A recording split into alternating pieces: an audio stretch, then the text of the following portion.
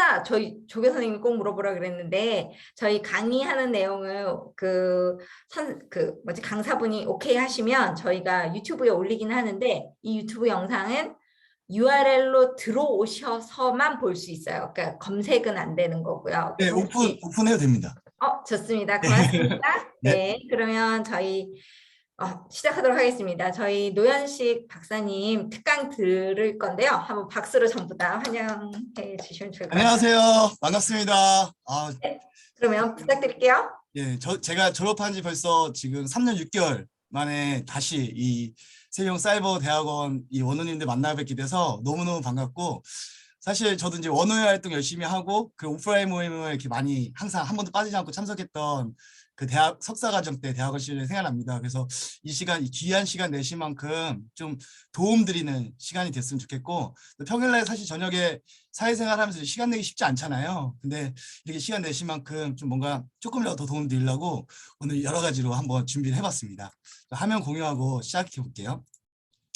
그 공지해드린 내용이 제목이 이제 거창하게 유통의 변화와 퍼스널 플랫폼 비즈니스인데, 사실 제 박사학위 논문을 주제로 해서 살면서 좀 경영학을 공부하는 사람이라면 좀 이렇게 상식적으로 좀 알아두면 좋을 내용들로 제가 준비를 했습니다. 제가 여는 사진을 하나 준비를 했는데요. 저를 처음 보시는 분도 있기 때문에 제 소개를 잠깐 하겠습니다. 저는 그 사이버대학교 경영학과를 나왔습니다. 세종 사이버대학교 경영학과를 나왔고, 그리고 이 그 대학원에서 MBA학과, 즉 여기 원우님들하고 똑같이 MBA학과 석사과정을 마치고, 그리고 일반대학원에 진학을 해서 세종대학교 일반대학에서 박사학위를 엊그저께 졸업식을 하고 따끈따끈한 박사가 됐습니다. 그리고 저는 그 여기 그때 이승영 원우님도 그 육군 소령이라고 들었는데 너무 반가웠던 게, 저는 대한민국 육군 상사로 전역했습니다. 지금 얼굴 보면은 너무 동안이어가지고 20대가 아닌가 이런 거 별로 의미 없죠. 그래서 어쨌건 제가 그 육군 상사로 전역하고 또 있으면 사회에 좀 뜻이 있어서 열심히 개인 사업을 진행을 하고 있고, 제가 하고 있는 일은 이 네트워크 마케팅 관련된 일을 하고 있습니다. 그래서 이 네트워크 마케팅에 관련된 주제로 논문을 썼고, 그걸 좀 멋있게 풀면 이제 유통의 변화, 퍼스널 플랫폼 비즈니스로 설명할 수 있을 것 같아서 제가 오늘 이렇게 준비를 했습니다. 제가 여는 그림으로 준비했는데, 사실 이 그림에 이 사진에 좀 의미가 있습니다. 제가 박사과정 때 그 교수님들 중에 진짜 한 번도 안 웃으시고 진짜 어려운 분들 있잖아요, 가끔. 근데 제가 이제 그분 수업 때 발표를 할 시간인데, 내가 저분의 표정의 변화를 한번 일으켜 보겠다, 막 이런 욕심이 있어가지고 제 발표 때 되게 위험함을 감수하면서 이걸 켰습니다. 그래서 교수님, 이 사진이 무엇을 의미할까요? 이렇게 질문하니까 역시나 아무 대답 안 하시고 무섭게 쳐다보시는 거예요. 뭘 의미할까요? 예, 목차입니다. 그래서 오늘 드릴 이야기의 목차입니다. 목을 차고 있기 때문에 목차로 그냥 웃자고, 저녁에 좀 피곤한 시간이 될 수도 있어서 웃자고 제가 준비를 했고요. 오늘 3가지 단락으로 준비를 했는데, 근데 그분은 안 웃으셨어요. 역시나 발표하세요 그러더라고요. 엄청 또 긴장하면서 그때 발표했던 기억이 잠깐 납니다. 우선은 오늘 유통의 변화, 퍼스널 플랫폼 비즈니스에 대해서 제 학위 논문 중심으로 해서 이 네트워크 마케팅에 대해서, 또는 다단계라고 알려진 이 사업에 대해서 일반적인 이해와 또 제 연구 결과들을 같이 공유하는 시간을 가질 거고요. 두 번째 시간에는 제가 석사과정에서 박사과정까지, 또 진짜 제가 그 석사 때 이 대학원 다니면서 어떤 것들, 내가 만약에 입학했을 때, 학교 다닐 때 어떤 선배님이 이런 얘기를 해줬으면 참 좋았을 텐데 라고 생각하는 것들을 막 쥐어짜봤어요.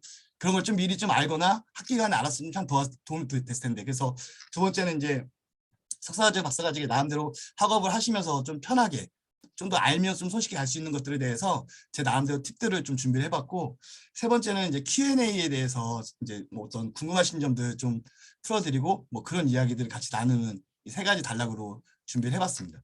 잠시만요. 제가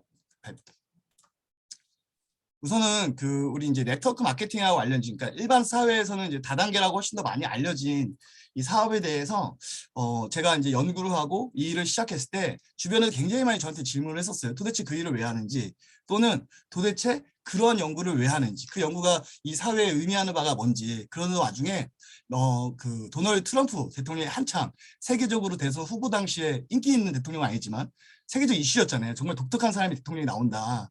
근데 그런 그 도널드 트럼프가 막 지지율 1위 때, 그때 미국에서 가장 유명했던 그 데이비드 레터먼 쇼에 나와서 그 사회자가 이렇게 물어봐요. 당신이 모든 걸 잃고 다시 시작한다면 뭐 하시겠습니까? 이렇게 물어보는 거예요. 그러니까 이 도널드 트럼프가 자기 네트워크 마케팅을 하겠다. 우리나라 말로 하면 다단계 하겠다 이렇게 얘기해버린 거예요. 그러니까 그때가 호불호가 굉장히 강했던 대통령이었는데 아니 당신 미쳤냐? 뭐 당신같이 영향력 있는 사람들이 함부로 그런 사행성 짙은 사업에 대해서 얘기를 하거나 막 그러면서 엄청나게 막 이제 여러 가지 막 갑론을박이 있었어요. 그 얘기 막 듣다가 이 도널드 트럼프 전 대통령이 했던 이야기가 이것이 바로 내가 이 자리에 있고 당신들이 내 얘기를 듣는 이유다. 그러니까 어떤 네트워크 마케팅이라는 일이 좋은 일이라는 게 아니라 어떤 세상에 대한 어떤 관점에 대해서 한번 꼬집고 싶지 않았나 싶습니다. 저는 어떤 한 기업의 네트워크 마케팅 기업의 최고 직급자입니다. 그러니까 일반적으로 사회에서 얘기하는 꼭대기 있죠. 최고 직급자에 있는 사람이고요. 이 네트워크 마케팅은 사실 많이 홍보되어지지 않았지만 뭐 대선 공약으로도 자주 나오는 이 산업을 좀 정책화하겠다. 그리고 법적으로도 제가 뒤에서 한 번 더 말씀드리겠지만 92년도에 최초의 법률로 제정이 되고 현재까지 30회 이상의 법률이 계속해서 개정되어지고 있습니다. 이 사업이 문제라서가 아니라 이 산업의 시장 규모가 굉장히 계속해서 커지고 있기 때문에 그에 따른 시장의 어떤 경제적 발전과 또 소비자의 보호를 위해서 굉장히 사실은 우리가 모르는 상태에서 부흥하고 있고 발전되고 있는 상태입니다. 사실 어쩌면 그런 생각이 들 수도 있습니다. 이게 이런 이야기가 무슨 의미가 있을까? 근데 제가 이제 경영학을 공부하잖아요. 경영학을 공부하면 주변에서 한 번쯤은 다단계 하는 사람들이 또 어떤 그런 걸 권해받은 사람이 물어봅니다. 너 경영학 공부하는데 다단계는 도대체 뭐야? 근데 사실은 이 유통 구조나 여러 가지 깊이 이해를 하면 그런 것 이 네트워크 마케팅 그런 일이구나 이렇게 이해할 수 있는 영역이 있긴 한데 사실 일반론적으로는 참 이해하기가 어려운 영역이에요. 왜냐하면 뭔가 전문적인 설명을 듣거나 이 일을 전문적으로 정말 10년 이상 저는 이 일을 벌써 한 13년째 하고 있거든요. 그러니까 이렇게 오랜 시간 동안 이 일을 개인 사업자로서 하는 사람들을 사실 만나보고 싶지 않습니다. 조금 하다가 또는 이상한데 뭐 누구의 꼬심에 당했다가 막 이런 이야기만 듣지 전문적으로 정말 이 사업을 하는 사람이 어떻게 돈을 벌고 어떤 활동을 하는지에 대해서는 상상도 못하세요. 그래서 우선 일반적인 개론에 대해서 먼저 말씀을 드리면 제가 말이 좀 빠르죠. 근데 제가 오늘 이제 드리고 싶은 내용이 굉장히 많아서 한번 빠르게 한번 진행을 해보겠습니다. 제가 오늘 이제 드릴 내용은 하루아침에 일어난 게 아니라 석사과정일 때 MBA 이 대학원에서 석사과정일 때 네트워크 마케팅 산업에 대해서 첫 번째 연구를 시작했습니다. 그때 주제는 뭐였냐면 굉장히 많은 사람들이 불법 피라미드나 다단계의 이상한 방식으로 접근을 하거나 객관적인 어떤 사실이나 어떤 기준이 없는 상태에서 옆에서 이야기해 준 그 사실만으로 어떤 기업을 선택해서 후회하는 경우를 종종 봅니다. 마치 뭐 비교의 우위를 점할 수 없지만 차에 대한 지식이 아무것도 없을 때 첫 차를 샀을 때 후회가 있을 때도 있죠. 그런 차에 대한 어떤 상식이 없을 때 그런 것처럼 이거는 일이고 어떤 수익적 활동하는 활동인데도 불구하고 어떤 객관적인 기준이 없는데 그냥 어떤 직관적인 자기의 느낌 아니면 주변에서 해준 이야기를 몇 가지를 판단 근거로 삼아서 이 일을 도전하신 분들이 많아요. 그러니까 당연히 결과가 좋지 않은 경우도 많겠죠. 그래서 네트워크 마케팅을 만약에 한다면 도대체 어떠한 기준을 가지고 좋은 다단계인지 나쁜 다단계인지 정상적인 네트워크 마케팅인지에 대해서 한번 증명을 해보고 싶다. 그래서 시작했던 연구고 그 연구를 이제 석사 때 하고 그 연구를 통해서 최소한의 근거를 마련할 수 있는 시간을 가졌고요. 또 이 사업을 하고 있는 사람들이 초기에 어떠한 기준으로 사업적 만족들을 어떠한 근거들이 독립사업자들한테 만족을 줄까 그러한 연구 그리고 세 번째는 그렇다면 이 독립사업자들의 개인의 영향이 미치는 요인들은 뭘까? 도대체 어떠한 영향들을 도와주면 각각의 개인 독립사업자들의 영향이 확대되어지고 그 영향들이 실제 비즈니스 성과를 일으킬 수 있을까? 이러한 연구들을 쭉 진행했습니다. 근데 보통은 어떤 커피 전문점에 대한 어떤 논문이나 어떤 그 이슈나 그런 어떤 팁 같은 거는 우리가 이제 알기 때문에 딱 들으면 알잖아요. 어떤 일을 하는지 또는 우리가 누군가의 직업을 물어봤을 때 당신은 무슨 일을 하십니까? 그러면 저는 소방관입니다. 그럼 우리가 소방관이 어떤 일을 하는지 몰라도 대충 상상이 된단 말이에요. 소방관이 어떤 일을 하는지 한 번도 해본 적이 없어도.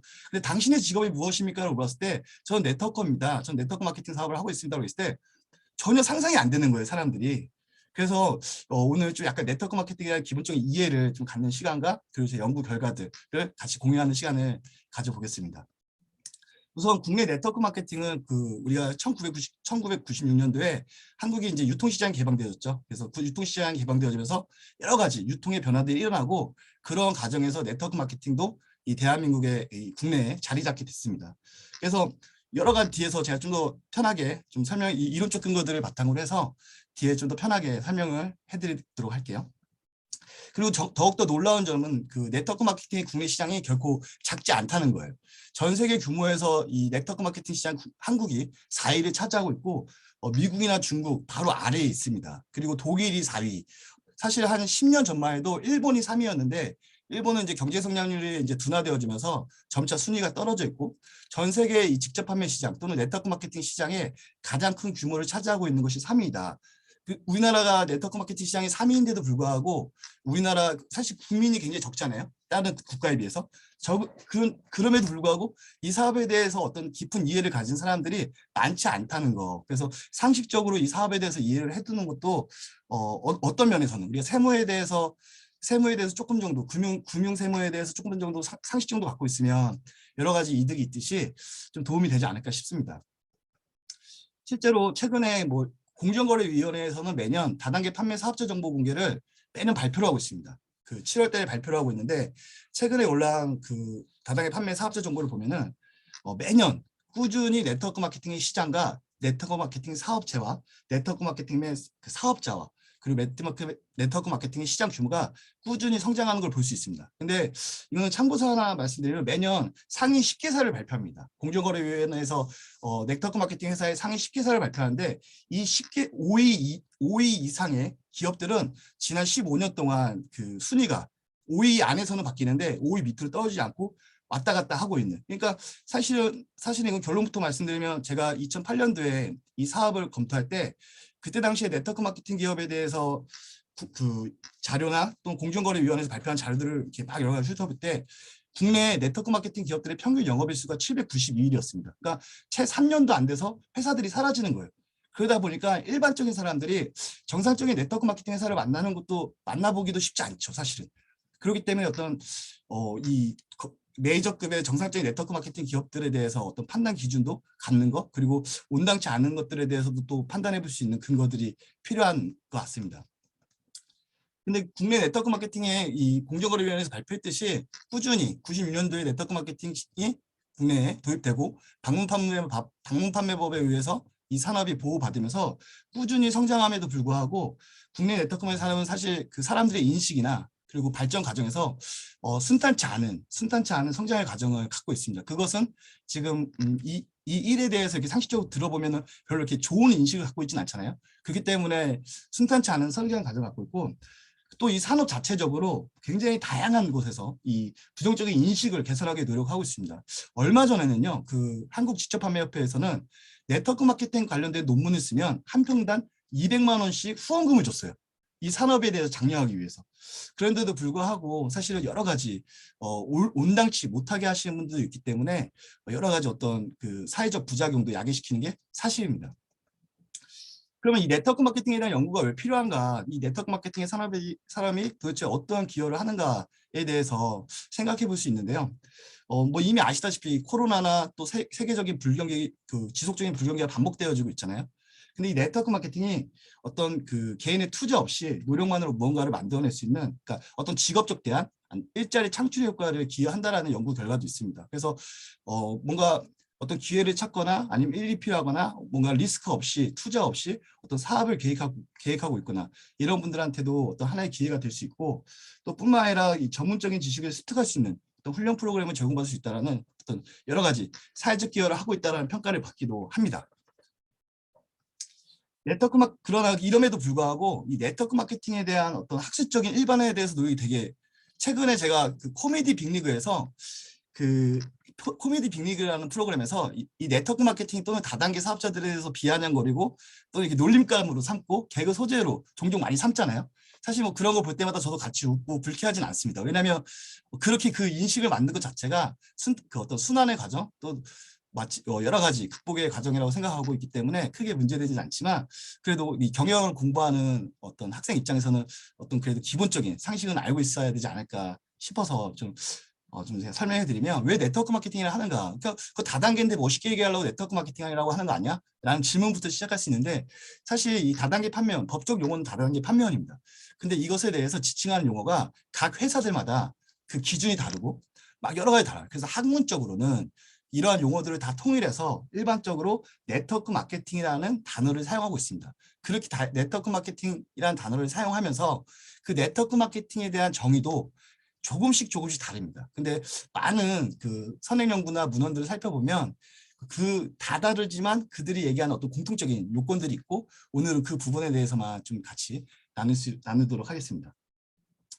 그리고 또 이 네트워크 마케팅의 사실은 가장 핵심적인 주체는 이 일을 진행하는 독립사업자거든요. 그러니까 이 일이 굉장히 독특한 점이 뭐냐면 우리가 삼성이라는 회사가 있고 삼성에 다니는 직원들 있잖아요. 근데 우리가 직원을 보면서 그 삼성을 평가하지 않습니다. 그냥 삼성을 보고 직원을 평가해요. 근데 이 일은 뭔가 광고나 매스매디어를 통해서 소개되어지지 않기 때문에 이 일을 하는 사람을 통해서 그 회사나 이 일이 평가되어질 수가 있어요. 만약에 네트워크 마케팅에 대한 일에 대해서 긍정적인 평가를 갖고 계신다면 가까운 곳에서 누군가 이 사업을 하고 계신 분이 굉장히 긍정적인 이미지를 주시는 분일 거예요.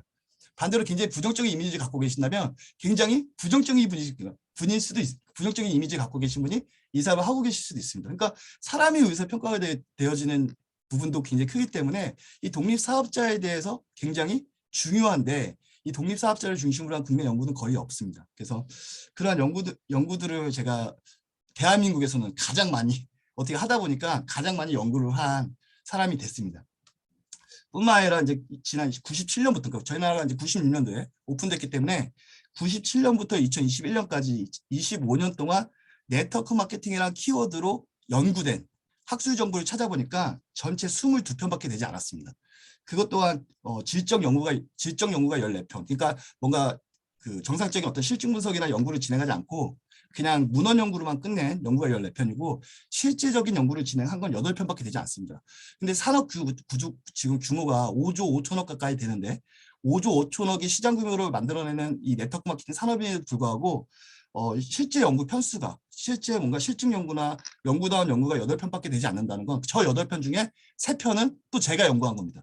그러니까 저 3편을 제외하면 국내 연구는 25년 동안 5편밖에 이루어지지 않은 거예요. 그러니까 사실 연구자 입장에서는 나름 블루오션인 영역이기도 합니다. 사실은. 네. 그래서 굉장히 이 산업 규모나 참여자의 수에 비해서 굉장히 적게 연구되어 있다. 어쩌면 그러한 부분 때문에 사람들의 부정적 인식이 더욱더 커질 수도 있다.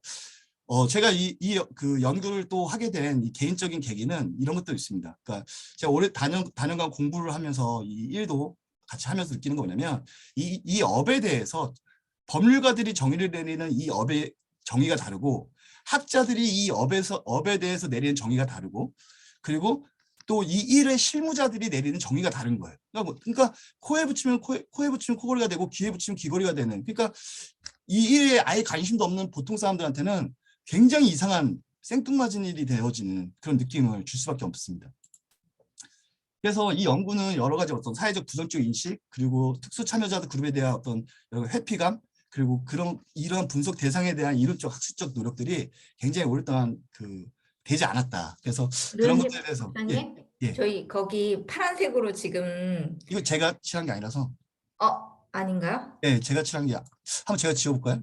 네, 뭔가 잠시 계속 보이니까 아, 네, 예, 좋습니다. 예. 그래서 예.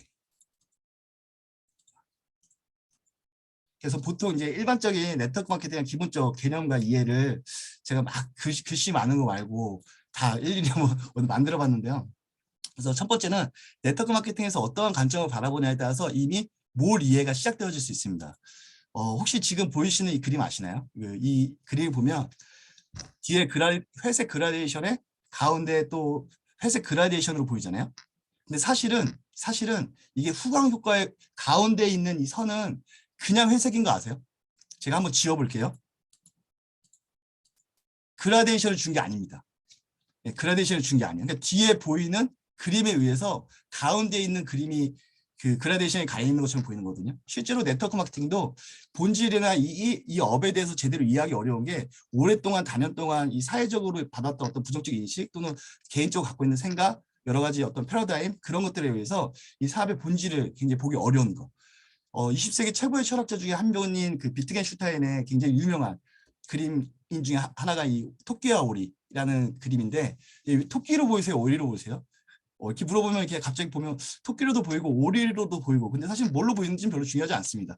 중요한 건 뭐냐면 토끼로 보는 순간 오리가 보이지 않습니다. 그리고 오리로 보는 순간 토끼가 보이지 않아요. 토끼와 오리를 동시에 볼 수가 없어요. 사실 이 일이 그런 것 같아요. 한 측면으로 봐버리면 제가 이렇게 뭔가 얘기를 할 때 아예 안 봐버리는 거예요. 아예 안 봐버리는 거예요. 또는 토끼로 봐버리면 토끼로 봐버리고 오리로 봐버리면 오리로 봐버리고 뭐 그런 부분에 대한 문제가 있습니다. 그래서 그런 것들에 대해서 오늘은 학문적 개념으로 한번 접근을 한번 달라고 말씀드리고 싶고 우선 일반적으로 어떤 일이라는 걸 왜 하죠? 일이란 건 수입을 창출하기 위한 활동인 거죠. 그리고 내가 돈을 벌기 위해서는 반드시 필요한 게 나 이외에 다른 사람의 지출입니다. 그러니까 사기라고 하는 걸 왜 당하냐면 내 호주머니에서 돈이 나가면서 돈을 벌 수 있다는 생각을 갖는 것 자체가 이미 잘못된 거죠. 내 호주머니에 돈이 들어오려면 다른 누군가의 지출을 이끌어내야 되고 그 지출을 이끌어내는 방법이 그 사람의 직업이 되는 거죠. 제가 요리를 해드렸더니 돈을 내고 하신다면 제가 요리사가 되는 거고 그냥 가신다면 일반인이 되는 거잖아요. 그런 것처럼 누군가의 지출을 어떻게 이끌어내느냐 그걸 보면 그 사람의 직업을 이해할 수 있고 그 지출을 이끌어내는 방법에 의해서 합법인지 불법인지 그리고 그 지출을 이끌어내는 방식에 의해서 네트워크 마케팅 또는 다단계 피라미드를 구분지을 수 있습니다.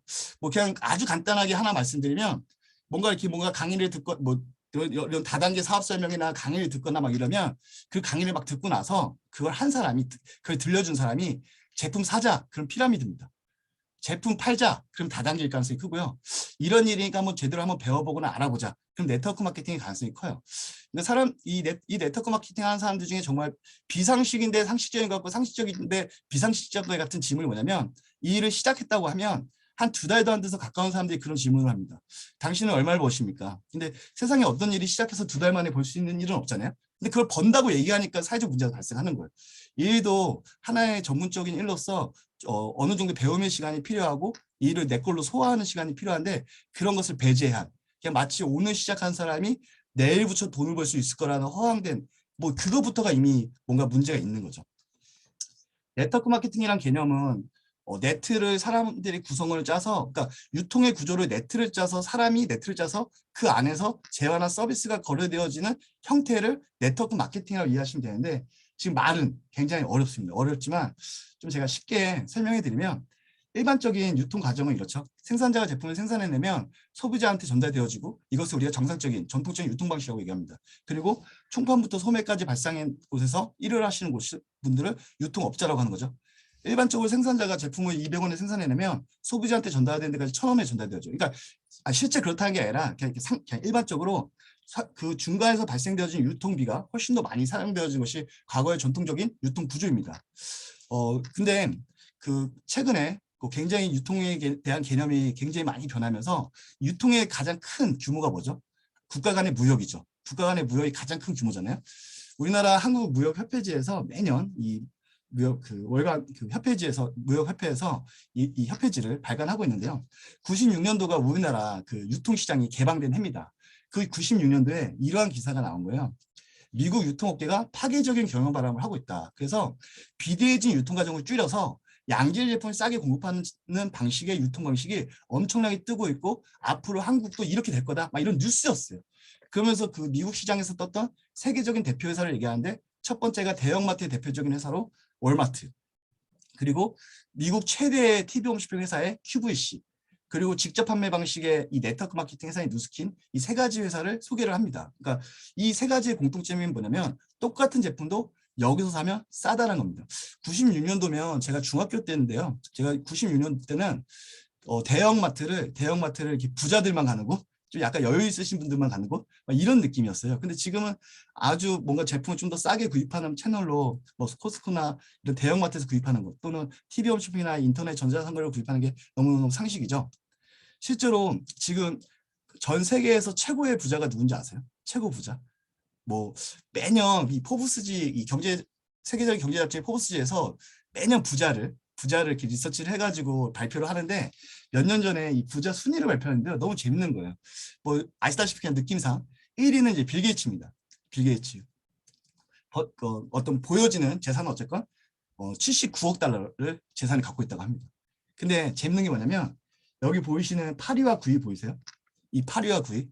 이 8위와 9위는 월마트의 그 월슨이라는 사람이 돌아가셨어요. 그 창립자가. 그리고 자식 내부한테 이 지분을 나눠줬는데 그 월마트의 창립가가 만든 재산을 다 합치면 빌 게이츠의 2배입니다. 그래서 제가 드리고 싶은 얘기는 뭐냐면 유통 과정에서 발생되어지는 어떤 시장 규모가 매우 크다. 실제로 최근에는 유니콘 기업이라고 해서 회사가 만들어진 지 10년 이전에 회사 가치가 1조 달러가 넘은 기업들을 유니콘 기업이라고 하잖아요. 그때 이러면서 요즘에 유니콘 기업에서 많이 이제 수업 시간에 듣게도 되고 많이 이슈가 되어지는데 우리나라에서 최초의 유니콘 기업은요. 그 플랫폼 인터넷에서 플랫폼을 제공해서 다양한 상품의 채널을 팔 수 있는 채널을 만들어낸 쿠팡이 첫 번째 세계적인 유니콘 기업이었습니다. 최초에. 지금이야 이제 굉장히 더 큰 기업으로 발전되어졌지만. 그래서 지금은 이러한 것을 과거에 유통의 개념으로서 네트워크 마케팅을 설명했다면 지금은 이런 겁니다. 간단한 원리를 설명드리면 생산자 제품에 대한 제품의 질을 좀 더 올리고 비대해진 유통 과정 비례를 좀 줄이고 그러면 소비자 입장에서는 양질의 제품 좀 싸게 살 수 있죠. 이게 이론이에요. 그래서 이렇게 양질의 제품을 싸게 공급하는 채널을 다양한 형태로 발전되어져 왔고 이런 발전되어진 채널들을 살펴보면 뭐 대형마트 그리고 TV 홈쇼핑 그리고 네트워크 마케팅 그리고 인터넷 전자상거래 우리가 지금 대부분 소비하고 있는 채널이라고 생각합니다.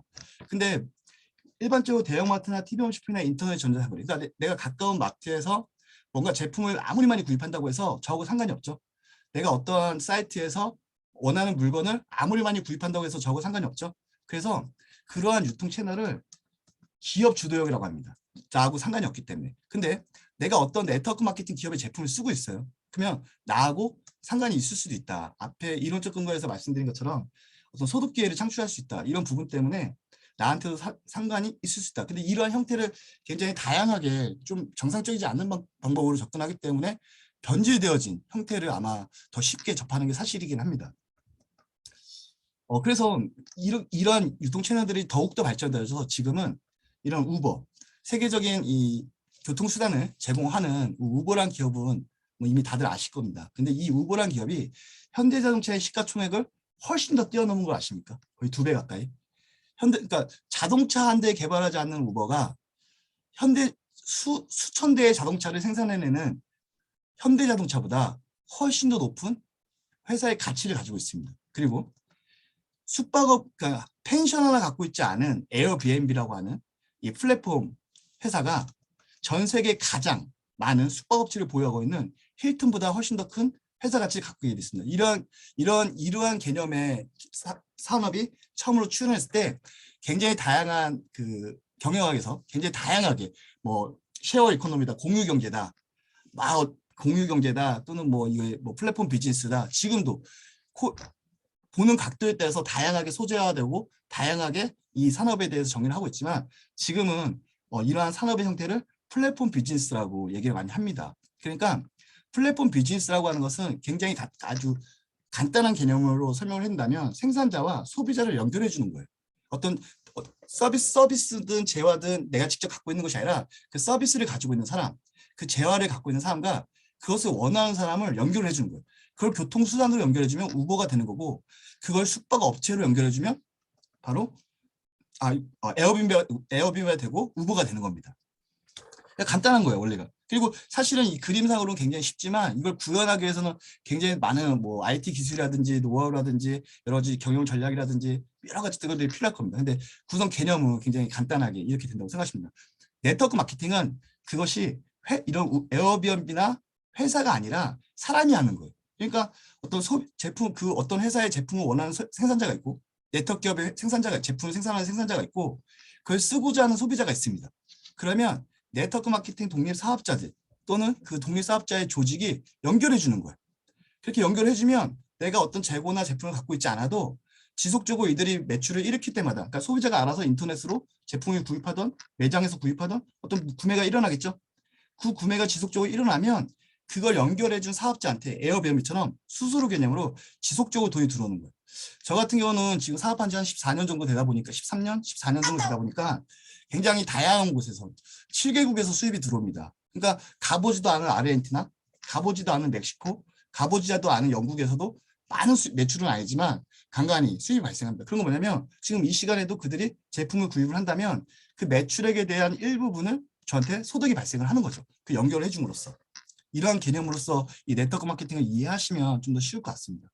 그래서 이러한 연결을 해준 사람들을 네트워크 마케팅 독립사업자인데 이 네트워크 마케팅 독립사업자는 굉장히 독특한 특성을 갖고 있습니다. 뭐냐면 저는 이 독립사업자인 포지션이기도 하지만 이 회사의 제품을 소비하는, 그러니까 사용하는 소비자이기도 합니다.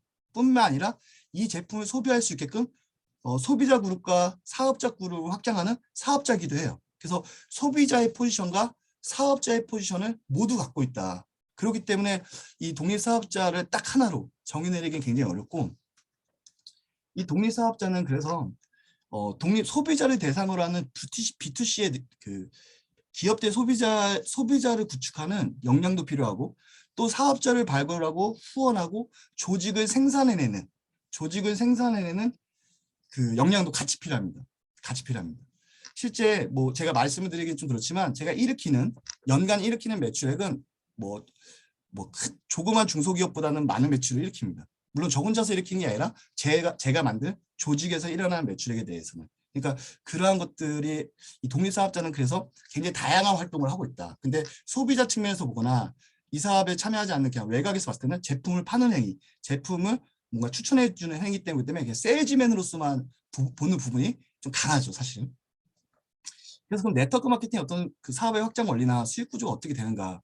일반적으로 이 네트워크 마케팅 과거에 프랜차이즈하고 비교해서 얘기를 많이 했습니다. 그래서 일반적인 프랜차이즈는 유점포 대리점이고 네트워크 마케팅은 뭐 무점포다 뭐 이렇게 표현도 많이 했는데, 일반적으로 프랜차이즈는 프랜차이즈 시스템 과목이 아마 그 3학기 때인가 있는 걸로 알고 있는데, 그 프랜차이즈 시스템 과목 들어보면 프랜차이즈는 프랜차이즈와 프랜차이즈로 나눠집니다. 프랜차이즈는 가맹점이고 프랜차이즈는 가맹본부입니다. 그래서 뭐 세계적으로 가장 대표적인 프랜차이즈 중에 하나인 맥도날드 예를 들면 가맹 본점이 최초에 프랜차이즈의 생각 없이 있고 자기 소비자 그룹을 만들었을 겁니다. 그래서 이 맥도날드에서 뭔가 햄버거를 사 먹고 먹는 소비자들이 있으면 그들이 뭔가 노하우나 여러 가지 기술, 이 맥도날드 햄버거 매니아를 만든 기술을 갖고 있었을 겁니다.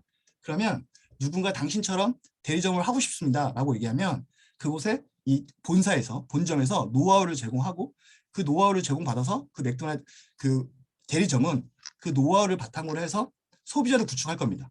그리고 구축된 소비자에 의해서 일으킨 매출에 대해서 대리점주도 가져왔지만 계약된 로열티를 본사에 지불하게 됩니다.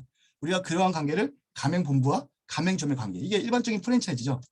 네트워크 마케팅은 이걸 개인이 하는 겁니다. 저도 제가 가지고 있는 소비자 집단이 있습니다. 거기서 일으킨 매출액이 있고 그에 대해서 대리점으로서 수입이 발생을 합니다. 그러면 제가 누군가한테 이 사업에 대한 어떤 팁이나 노하우를 알려줍니다. 그러면 그 사람도 저와 같이 어떤 매출을 일으키면 계약된 관계에 의해서 거기서 발생된 로열티를 지불을 받습니다. 그리고 그러한 과정이 확장되어지는 거예요. 다만 프랜차이즈와 네트워크 마케팅의 차이는 뭐냐면, 이 사업을 우리가 법률 용어로는 다단계라고 하잖아요. 근데 다단계는 이 사업의 형태가 아니라 수익 구조를 이야기하는 겁니다. 수익 구조를. 실제 법률에서는 이런 식으로 확장되어진 것에 대해서 무한대는 불가능합니다. 왜냐하면 제품 원가가 넘어가기 때문에 무한대라는 건 존재하지 않고, 각 회사에서 그 네트워크 마케팅 회사에서 기준화된 어떤 보상 근거가 있습니다. 그래서 법률적으로는 그 굉장히 다양한 방문 판매, 전화 권유 판매 뭐 여러 가지로 나눠져 있는데, 여기 보시면 계속 거래 및 사업 권유 거래 또는 다단계 판매로서 이 업을 보호받고 있는데요. 다단계 판매라고 하는 것은 뭐냐면 내가 받는 소득을 3단계 이하에서까지 발생한 것에 대해서 소득을 가져가게 되면 다단계, 3단계 미만에서까지밖에 소득을 보장해주지 않으면 직접 판매가 되는 거예요. 실제로 보험 같은 경우는 직접 판매죠. 왜냐하면 보험회사에서 직원이 보험 상품을 팔아요. 그러면 이게 그 상위 FC와 본점에서 2단계에서 끝납니다. 또는 우리가 뭐 정수기라든지 이게 직접 판매하시는 분들을 보면 그분들은 직접 판매라고 하는 이유, 그리고 이러한 일은 네트워크 마케팅을 하는 차이는 뭐냐면, 내가 받는 소득을 3단계 이상까지 가져가면 다단계라고 법에 등재를 해야 되고, 3단계 미만이면 그냥 직접 판매로 그 사업자를 신청을 함께 됩니다. 실제로 최근에 2005년도에 사업자 변경으로 CJ나 롯데홈쇼핑은요, 그 사업 목적을 변경했는데 다단계 판매업으로 등록되어 있습니다. 왜냐하면 그 개인 쇼 호스트부터 생산자, 쇼 호스트부터 에이전시, 소득 구조가 개인 사업자가 3단계가 넘어가 버리기 때문에 TV 홈쇼핑의 구조도 법률적으로는 다단계 판매업으로 등재되어 있습니다. 사업 목적이. 그래서 법률적으로 3단계 이상이면 된다. 실제로 독립사업자로서 보장을 받고 있고 이것이 하나의 자산으로 보장받고 있기 때문에 법률적으로 만약에 제가 만들어 놓은 사업체잖아요. 그렇기 때문에 제가 죽거나 무슨 일이 발생하거나 또는 우리나라는 법률을 막아놨지만 외국 같은 경우는 제가 만들어 놓은 조직을 이 사업체처럼 팔 수 있습니다. 건물을 팔듯이. 그래서 하나의 자산으로서 보호를 받고 있다. 그래서 그러면 이러한 네트워크 마케팅에 대한 기본적인 어떤 원리와 개념을 바탕으로 해서 이 네트워크 마케팅 독립 사업자들의 이 사업을 선택할 때 무엇이 중요한가에 대해서 연구를 하기 시작했고 일반적인 사람들이 만약에 네트워크 마케팅 사업을 한다면 어떠한 기준으로 선택을 해야 되는가 이런 것들에 대해서 첫 번째 연구를 했을 때 일반적으로 건강한 네트워크 마케팅 기업이 만들어지려면 효과적인 마케팅 시스템을 구축해야 되고 그 소비자 만족과 신뢰를 주는 활동을 보장해 줄 수 있어야 되고 효과적인 보상 시스템 그리고 지속적인 활동을 조성해야 되는 어떤 그런 것들을 제공해야 된다고 설명하고 있습니다. 그래서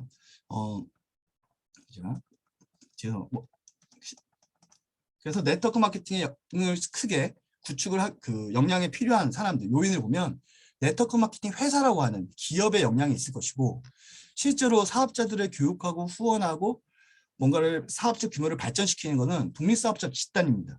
그래서 독립사업자 집단의 조직 역량이 따로 있을 것이고 그러니까 제가 이 회사에 들어가 있는 사람이 아니거든요. 독립사업자들은 독립된 사람들인 거예요. 이 회사하고 별개로. 그렇기 때문에 이 독립사업자들이 만들어낸 조직이 따로 있습니다. 그룹이라고 하는데 이 조직 역량이 따로 있을 거고 독립사업자들의 개개인 역량이 따로 있을 겁니다. 그래서 사업자 역량을 이 세 개로 구분을 짓고 첫 번째로 이 독립사업자는 아까 앞서서 설명해드린 것처럼 소비자한테 제품을 공급해주는 역량과 또 이 사람들을 조직을 확장시키기 위한 그러니까 오너로서 어떤 조직을 운영하기 위한 리더로서의 역량 이 두 가지를 모두 필요하고 기업 관점에서는 소비자한테 선택받고 또 사업자들한테도 선택받는 이 두 가지 역량이 다 필요한 겁니다. 그러니까 마치 맥도날드가 햄버거를 많이 만들어서 많은 사람들이 맥도날드 햄버거를 먹고 싶어 하기를 원해야 되고 또 이 맥도날드의 브랜드 이미지와 맥도날드의 어떤 시스템을 보고 이 맥도날드와 기꺼이 파트너십을 맺고 사업하기를 원하는 예비 가맹점주들도 많아야 되듯이 이 두 가지 역량이 다 필요하다고 보면 됩니다. 네트워크 마케팅의 조직은 이렇게 사람들을 모집하거나 이렇게 모집된 사람들을 건강하게 훈련시키고 그 개개인 이 사업의 목적을 달성시킬 수 있도록 그 목적 달성을 위해서 뭔가 그걸 제공해 줄 수 있는 역량을 얼마큼 갖고 있는가. 그래서 크게 일반적으로 네트워크 마케팅 조직은 신규 사업자를 영입하는 그 신규 영입 체계가 있고 그리고 교육 훈련 체계가 있고 그리고 이들을 각각 개별적으로 지원하는 후원 및 지원 체계 세 가지 시스템으로 구성되어 있습니다. 그래서 이게 머리로만 들으면 잘 이해되지 회사의 역량은 뭔가 잘 몰라도 일반적인 어떤 제조회사가 갖고 있는 역량을 생각하시면 되는데 네트워크 마케팅 조직은 처음 들어보신 분들이 많을 겁니다. 회사만 알았지 사업자 조직이 따로 있는 거야? 이럴 수도 있기 때문에 제 그룹은 티스 리더스라는 회사입니다. 티스 리더스라는 제 조직이고 제 회사입니다. 그래서 한 100여 명의 사업자들과 함께 제가 후원하고 조직을 운영하면서 일을 하고 있는데 실제로 여러 가지 이건 이제 소비자들한테 제품에 대한 정보나 필요한 정보를 제공하기 위한 유튜브 채널을 운영하고 있습니다. 유튜브 채널을 운영하고 있고 조직 차원에서 저와 같이 일하는 사람들한테 다양한 정보를 제공해주기 위한 채널로서 활동하고 있고 또 여러 가지 교육 프로그램도 만들어내고 있고 또 여러 가지 신규 사업자를 영입하기 위한 프로그램들 그리고 이러한 그냥 단순히 모여서 뭐 그런 거 생각하잖아요. 이렇게 네트워크 마케팅 하면 이렇게 사람들이 이렇게 이렇게 방에 모여가지고 뭐 화장품 가방 들고 막 건강식품 막 좋다고 얘기하고 막 이렇게 얘기하는데 실제로 정상적인 네트워크들이 그렇게 일하시는 분들은 없습니다. 그래서 굉장히 전문적으로 뭔가 이 비즈니스 활동을 프로세스화해서 진행하고 있다. 뿐만 아니라 최근에는 이 소비자를 관리하는 프로그램들도 굉장히 많이 발전되어졌고 제가 이 대학원 석사 과정일 때 소셜 미디어 마케팅이라는 과목이 있잖아요. 그 과목에서 제 조직에서 개발한 프로그램 중에 하나가 뭐냐면 온라인 이 SNS를 통해서 소비자의 매니아 충성도를 높이는 프로그램을 하나 개발을 했었고 지금 한 7년째, 8년째 운영을 하고 있는데 굉장히 높은 매해 참여자 수가 한 200명 정도 됩니다. 그래서 굉장히 높은 수준으로 그냥 공짜로 참여하는 게 아니라 돈 내고 참여하는 거거든요. 참가비 10,000원 내고. 그래서 이렇게 참여를 하는데 이런 여러 가지 다양한 프로그램들을 개발하고 이런 역할을 하는 것이 조직 역량이라고 생각하시면 될 것 같습니다. 그래서 그럼 네트워크 마케팅 기업을 어떤 기준으로 선택해야 되는가? 그것이 제 석사 논문의 주제였고 일반적으로 네트워크 마케팅을 유지한 제조기업은 무엇이 중요한가? 아니면 마케팅에서는 무엇이 중요한가? 아니면 광고에서는 무엇이 중요한가? 이렇게 얘기하면 딱딱 뭔가 얘기할 수 있겠죠. 그런 것처럼 네트워크 마케팅 기업은 무엇이 중요한가? 라는 질문을 한다면 크게 4가지. 회사, 제품, 보상, 시스템. 이 4가지가 중요하다는 것을 연구 결과를 통해서 발견을 했고, 첫 번째 회사의 중요성 중에 3가지는 기업 안정성과 기술 경쟁력, 생산 경쟁력. 이 3가지가 가장 중요합니다. 왜냐하면 네트워크 마케팅 기업은 광고를 하지 않습니다. 그리고 사업자들이 자기 사업 조직을 구축했을 때 그들의 소득을 보장해 줘야 돼요. 근데 아까 제가 서두에 말씀드린 것처럼 회사가 만들어졌다가 채 3년도 안 돼서 회사가 막 없어져 버려요. 그러면 기껏해야 제가 만들어 놓은 것들이 다 없어지는 거잖아요.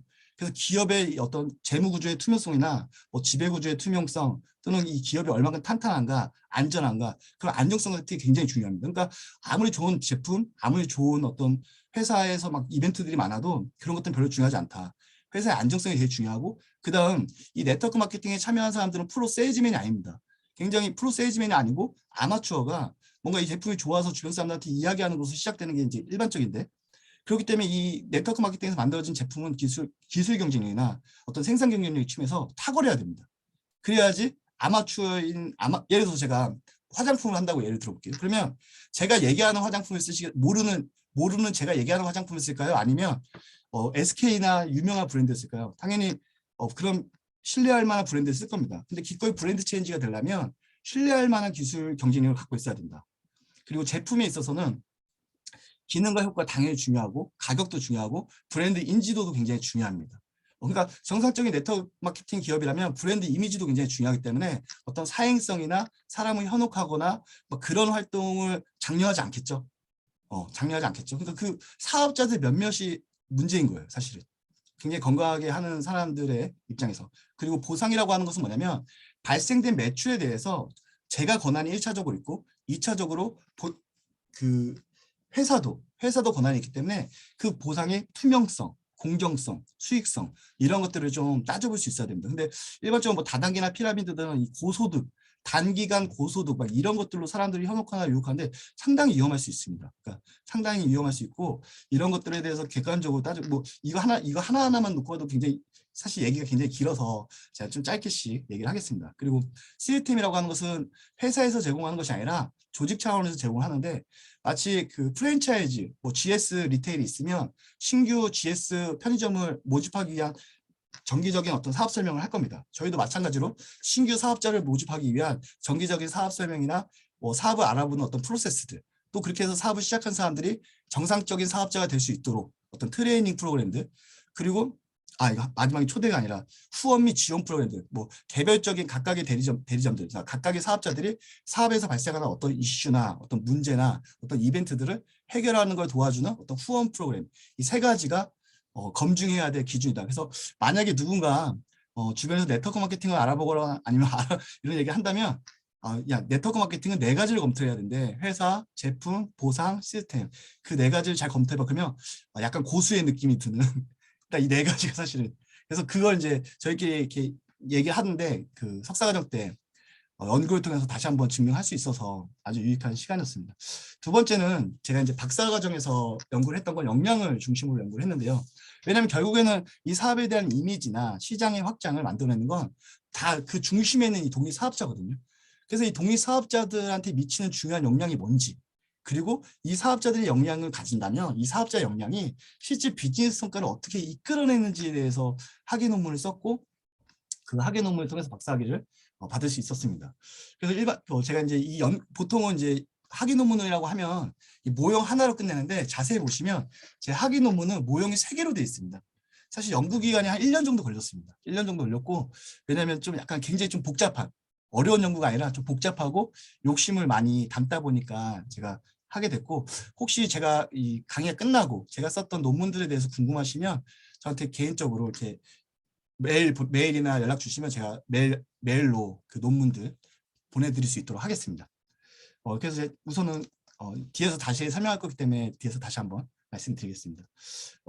우선은 일반적으로 이제 연구를 시작하기 위해서 이제 조사 도구를 무엇으로 측정할 것인가에 대한 것이 이제 조사 도구를 개발한다고 이야기를 하는데요. 그래서 조사 도구를 지금 보시는 것처럼 개발을 했고, 사실 네트워크 마케팅에 대한 기본적인 개념이 정립되어 있지 않기 때문에 유사한 산업 분야에 대해서 각 측정 단위들을 차용해서 사용할 수 있었습니다. 우리가 이제 누가 우울증이다 그러면 그냥 직감적으로 저 사람 우울증이야 이렇게 얘기 안 하잖아요. 그 측정 단위라고 하는 것은 뭐냐면 그 우울증이라고 한다면 어떤 항목들을 쭉 체크했더니 그 항목의 몇 점 이상이면 저 사람이 우울증이라고 판단할 수 있는 근거가 되듯이, 그냥 이것이 회사 경쟁력이다 그래서 제가 임의로 선택하는 것이 아니라 많은 사회 연구자들에 의해서 이러한 측정 항목들을 측정하면 회사 경쟁력을 측정할 수 있습니다. 이러한 근거들을 찾아내는 것을 이 조사 도구를 개발한다고 얘기를 합니다. 그래서 그러한 조사 도구를 개발했고, 뿐만 아니라 이 분야에 대해서 많은 선행 연구가 이루어져 있지 않기 때문에 일반의 연구보다는 좀 다양한 연구를 시작했습니다. 그래서 예비조사라는 걸 통해서 그 포커스 그룹 인터뷰를 한 게 있습니다. 그래서 소수의 전문가 집단을 가지고 한번 인터뷰를 해보는 겁니다. 이런 연구를 할 건데 이러한 타당성이라든지 이러한 근거라든지 진짜 이러한 항목들이 이 측정 항목, 이 산업 분야에서 이 측정 항목들을 대표할 수 있는가, 뭐 이런 질문들을 하는데, 그러한 예비조사를 1회 실시했고, 파일럿 테스트라고 해서 이제 사전조사를 한번 시작합니다. 그러니까 내 측정 항목들이 정상적으로 내가 의도한 것처럼 사람들한테 읽히는지, 아니면 내가 의도한 측정 항목대로 사람들한테 표현되어지거나 아니면 측정되는지에 대해서 사전조사를 실시했고, 그 다음 본조사를 통해서 연구 결과를 추출할 수 있었습니다. 사업자가 다는 네트워크 마케팅 독립 사업자고, 가끔 이제 이 연구 결과를 볼 때 그러면 당신이 속한 회사에 독립 사업자들만을 측정했는가? 예, 제가 석사학위 논문은 그렇게 했는데요. 박사학위 논문은 그렇게 안 되더라고요. 그래서 굉장히 어려웠습니다. 그래서 아까 말씀드린 메이저급 5개 사의 그 독립 사업자들로부터 샘플을 받을 수 있어서 굉장히 어렵게 증명된 사업자 집단군으로부터 측정된 자료를 통해서 측정할 수 있었습니다. 그래서 첫 번째 연구단이 아까 이렇게 간단하게 보였던 이 연구 결과를 측정을 하면 굉장히 변수가 많은 경우에는 이 미치는 영향이 이제 다양해지기 때문에 이걸 단위 변수로 쳤을 때 당연히 예측한 바와 같이 기업 역량과 조직 역량이 독립 사업자 역량에 영향을 미치고, 그리고 독립 사업자 역량이 사업 활동하는데 긍정적 영향을 미치고, 사업 성과, 이건 뭐 당연히 뭐 필요한 역량이니까 당연히 사업 성과까지 모두 긍정적인 영향을 미치는 거 나왔습니다. 근데 여기서부터 이제 좀 재밌는, 그러니까 일반 산업하고 이 네트워크 마케팅 산업하고 다른 결과들이 나와서 처음에 이 결과를 해석하는데 연구가 잘못된 거 아닌가부터 시작해서 해석하는데 굉장히 어려웠는데요. 첫 번째가 회사 경쟁력이 독립 사업자 역량에 아무 영향도 미치지 않는 걸로 나왔습니다. 그게 굉장히 저한테는 놀라웠어요. 왜냐하면 일반적으로 내가 회사를 다닌다면 직원이라고 해도 회사의 역량이 직원한테 굉장히 크게 미치지 않을까요? 어떤 회사의 경쟁력들이. 또는 내가 이 사업을 하고 있는데 이 회사가 갖고 있는 경쟁력이 굉장히 중요할 텐데 이 독립 사업자의 모든 지식, 기술, 가치 역량에 모두 미치지 않는 걸로 나왔습니다. 왜 그런가 원인을 찾아보니 이 네트워크 마케팅 독립 사업자 입장에서는 이미 검토가 끝났고 사업을 진행을 하는 거예요. 그리고 회사 경쟁력의 측정 항목은 뭐냐면 이 회사가 독립 사업자로서 괜찮은 회사인가요? 브랜드 인지도라든지, 그러니까 소비자 관점에서는 측정의 회사 경쟁력이지 독립 사업자들 입장에서는 그렇게 의미 있는 측정 항목들이 아니었던 거죠. 그래서 확실히 독립 사업자 관점에서 네트워크 마케팅 회사를 보는 것과 소비자 관점에서 네트워크 마케팅 회사를 보는 것이 다르다, 이런 것들을 알 수 있었습니다. 두 번째는 조직력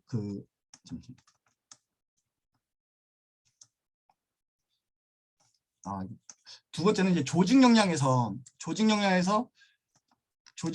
사업자한테 미치는 영향을 이게 잘못 복사됐네. 이거 같은 화면이어가지고 좀 복잡하지만 조직 역량이 사업자한테 미치는 영향을 봤더니 여기서 제일 놀라웠던 사실은 보통 모든 집단은 교육 역량이 그 집단 구성원한테 미치는 영향이 있습니다. 항상 긍정적인 영향을 미친다. 당연히 어떤 뭔가 교육을 막 시키면 그 구성원들이 각 개개인의 역량이 높아지잖아요. 근데 네트워크 마케팅에서는 조직에서 단체로 뭔가 제공하는 교육은 개인의 영향을 미치는데 유의한 영향을 미치지 않는 걸로 나왔습니다. 그래서 굉장히 혼란스러웠어요. 왜냐하면 어떻게 조직 차원에서 일으키는 단체 교육 학습이 왜 유의미한 결과가 나오지 않았지라고 봤어요. 근데 반대로 후원 및 지원 역량, 여기서 보시는 이 후원 및 지원 역량은 굉장히 높은 수준으로 그 각각의 독립사업자에 미치는 영향이 큰 걸로 나타났거든요. 그래서 왜 그런가 이렇게 살펴봤더니 실제 네트워크 마케팅은 1대1로 결론부터 말씀드리면 네트워크 마케팅은 1대1로 사업을 할 때 유의미한 결과를 내릴 수 있다. 그러니까 단체로 사람들을 모아놓고 우리가 이제 일반적으로 다단계 이렇게 생각하면 어떤 강당이나 어떤 센터나 이런 데 사람들 모아놓고 막 박수치게 만들고 뭐 실제로 그런 일이 거의 일어나진 않지만 막 그런 분위기를 상상하잖아요. 근데 사실 그런 것들은 독립사업체들의 개개인의 역량을 키우는데 크게 의미 있게 작용하지 않는다라는 것이 증명됐고 실제로 이걸 적용해서 작년 그 6월부터 그러니까 작년 9월부터 제가 올해 연말까지 제가 운영하고 있는 조직의 모든 교육 프로그램을 다 없애버렸습니다. 교육 프로그램을 없애고 다 1대1 교육 프로그램으로 바꿔버리고 조직 차원에서 하는 교육은 어떤 교육보다는 뭔가 알려주거나 어떤 동기부여 프로그램들 이런 것들만 제공했는데 실제 매출이 그 후반기에 한 15%가 굉장히 오르는 걸 보면서 연구 결과에 사업적으로 굉장히 크게 도움이 됐다라는 생각을 가질 수 있었습니다. 예, 제가 이따 Q&A 받겠습니다. 제가. 그래서 우선 제가 이렇게 연구한 거 뒤에 더 많은 자료들이 있지만 이 연구 결과 데이터가 굉장히 많아가지고 이것들 제가 다 설명해드리면은 뒤에 또 이렇게 준비하는 게 짧을 것 같아서 제가 이렇게 그 연구 결과까지만 우선은 그 준비를 했습니다. 그래서 제가 우선 석사에서 박사까지 이 석사 2부 하기 전에 혹시 궁금하신 점 있으면 질문 주시면 제가 1차적으로 여기서 한번 얘기를 하고 그 다음에 이제 학교 생활에 좀 팁을 좀 드리는 시간을 갖겠습니다. 네, 일단 우리 또 신입생분들은 깜짝 놀라시면서 이렇게 논문을 보셨던 분들은 익숙하게 그래도 저런 거 있었지 나는 못했지 그러니까 졸업할 때 논문으로 졸업 안 해서 실제로 돌리진 않았지만 그래 유의하다 유의하지 않다 채택 기각 이런 내용이 있었지라고 하시는 분도 있을 거고 지금 신입생 분들은 어렵다라고 했지만 그래도 앞부분에 있어가지고 사실 네트워크 마케팅을 정말 우리 삶에서 들었을 때는 좀 뭔가 이렇게 부정적인 느낌을 가지고 사실 듣는 경우가 많았는데 이 긍정적인 면에 있어서 이게 경영학적인 의미라든지 이런 부분을 처음 들으신 분들은 끄떡끄떡하면서 이런 긍정적인 면이 있구나라는 생각도 하셨을 것 같아요. 네, 저희 노현식 박사님이 본인 논문 주제를 사실은 굉장히 쉽게 얘기해 주신다고는 했지만 처음 보는 분들은 이 연구조사 방법론이라는 거를 처음 보시는 분은 조금 어려웠을 수도 있지만 걱정 마십시오. 저희 대학원에 연구조사 방법론 수업만 들으시면 이 정도야 그냥 이해하는 건 전혀 문제 없고요. 네, 쓰는 거는 좀 또 다른 문제이기 때문에 또 저랑 같이 논문 관심 있는 분들은 하시면 되고 저희 노현식 지금 박사님께서 네트워크 마케팅 전반적인 내용과 그리고 논문의 핵심 부분을 설명해 주셨는데 네, 궁금한 점 지금 일단은 저희 박찬혁 학우님이 일단 채팅으로 질문 하나 하셨고요. 다른 분들도 몇 분 질문하시면 좋을 것 같아요. 저희 박찬혁 학우님 지금 질문 읽으셨죠? 예, 예. 네, 그럼 답변 부탁드릴게요. 우선은 제가 뭐 어떤 업종이 이 무점포 또는 네트워크 마케팅을 하는 게 유리하다고 얘기하는 건 조금 어려운 것 같아요. 왜냐하면 사실 이 네트워크 마케팅에 도전하고 있는 산업 분야가 굉장히 다양했습니다. 근데 실제로 굉장히 많이 실패하는 걸 훨씬 더 많이 봤거든요. 실패한 거를. 왜냐하면 여러 가지 극복해야 될 문제점이 있고 어떤 제품이나 아이템, 어떤 독창성을 넘어서 또 이 산업 자체적으로 축적된 노하우들이 있는데 최근에 예를 들어서 얼마 전에 굉장히 유행했던 것 중에 하나가 지금 많이 거의 없어졌다시피 한 게 통신 다단계가 있습니다. 통신 네트워크 마케팅. 그러니까 사실 통신도 유점포 대리점으로 있잖아요. 그래서 내가 어떤 매장에 가서 핸드폰 가입을 하면 가입한 핸드폰에서 제가 매달 핸드폰 요금을 낼 때 일부분이 그 매장 저한테 제가 가입한 그 핸드폰 매장에 돈이 들어가는 겁니다.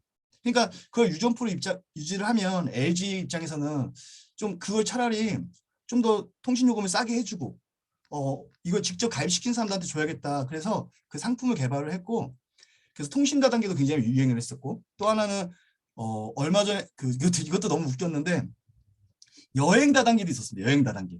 왜냐하면 하나투어나 이런 것들도 전부 다 독립 대리점인 거 아시죠? 하나투어도. 내가 그냥 독립되죠. 그러니까 여행사를 통해서 할 때 여행사에다 수수료를 주는 걸 제가 하나의 여행사가 되는 거예요. 그리고 그 여행 상품을 제공하고 있는 플랫폼 네트워크 회사가 있는 거죠. 그러니까 저를 통해서 여행 상품을 구입하면 거기에서 발생하는 수수료를 받을 수 있는 거. 그래서 아이디어는 굉장히 좋았고 이슈도 너무 좋았는데 외국 같은 경우는 그 시장 규모가 가장 큰 게 전기, 전화 막 이런 거 있습니다. 왜냐하면 전기나 전화 같은 거는 상당히 많이 민영화가 돼 있잖아요. 그래서 실제로 저를 통해서 핸드폰 뭐 전기세를 내는 거예요. 그러면 그 사람이 전기세를 낼 때마다 제가 일부 수수료를 받는 뭐 이런 형태가 있는데 제가 다른 분야에서 어떤 게 훨씬 더 유리하다 이렇게 얘기하는 게 우선은 첫 번째 어렵다. 그리고 많은 산업 분야에서 도전을 하고 있지만 그 실제적으로 제가 굉장히 이 사업이 뭐 괜찮은 일인 것 같고 뭐 뭔가 시장성이 굉장히 클 것 같지만 사실은 많은 기업들이 도전해서 실제 5년 이상 살아남는 기업들이 많지 않습니다. 그래서 이것도 뭔가 준비를 한다면 여러 가지 봐야 되고 두 번째는 이제 포피 차원에서 비용 대비 경쟁력을 더 가질 수 있을 것 같다는 말씀 맞습니다. 근데 지금은 사실은 이러한 어떤 비용 대비 경쟁력을 갖는 채널들이 굉장히 많습니다. 요즘에 뭐 크리에이터 아니면 인플루언서 아니면 개인 채널을 통해서 제품을 파는 사람들, 자기가 생산을 해서 직접 유통을 하는 사람들. 그래서 지금은 단순히 뭐 이런 좋은 제품을 싸게 공급하거나 아니면 내가 생산한 제품을 직접 판매할 수 있는 창구가 굉장히 많이 만들어져 있기 때문에 사실 이러한 채널이 이 네트워크 마케팅이 유일하다 이런 건 아니고 그런 다양한 채널 중에 이렇게 조직화해서 파는 채널도 있다. 이렇게 이해하시면 좀 도움이 될 것 같습니다. 혹시 또 궁금하신 점 있으신가요? 질문 예, 드려도 될까요? 예, 제가 마스크를 써서 말이 잘 들리시나요? 굉장히 잘 들립니다. 예. 저는 한 15년 네, 그쯤에 네트워크 마케팅이라는 말을 처음 들어봤어요. 네, 제가 살던 지역이 굉장히 까다로운 사람들이 많이 사는 지역이었는데 그분들이 아메이나 선라이즈 같은 네. 그런 제품들을 홍보하면서 이건 네트워크야. 절대 다단계가 아니야." 하면서 막 이 제품을 홍보해서 저도 몇 가지 사서 사용해 본 경험이 있는데 확실히 제품은 좋았어요. 그런데 인식의 차이겠죠. 다단계라는 게 그 당시 막 매스컴에서 너무 안 좋은 거 많이 얘기해서 굳이 "나는 다단계 아니야. 네트워크야." 하고 굉장히 강조했던 게 기억이 나는데 지금 10여 년쯤 지난 다음에 보면은 그걸 지속하시는 분이 하나도 없어요. 제 질문의 첫 번째는 '그렇게 좋은데 왜 그렇게 지속하는 사람이 없을까?' 그게 첫 번째 궁금증이고요.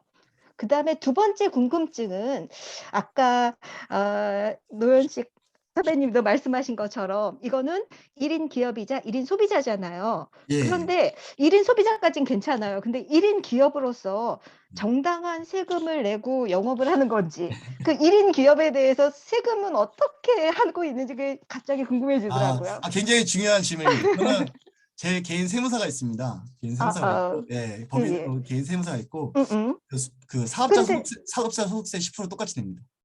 이거 있잖아요. 왜 저한테 그 다단계를 접근하시던 그런 분들은 예, 음 세금에 대한 얘기는 안 하고 예. 뭔가 생겼을 때 "이득은 네 통장에 꽂아 주는데 세금은 없다." 이런 아, 식이거든요. 저는 물론 해 보진 않아서 그 구체적인 건 아, 잘 몰라요. 그치만 그렇게 그거 어떻게 하는지 예, 일반적인 많은 분들.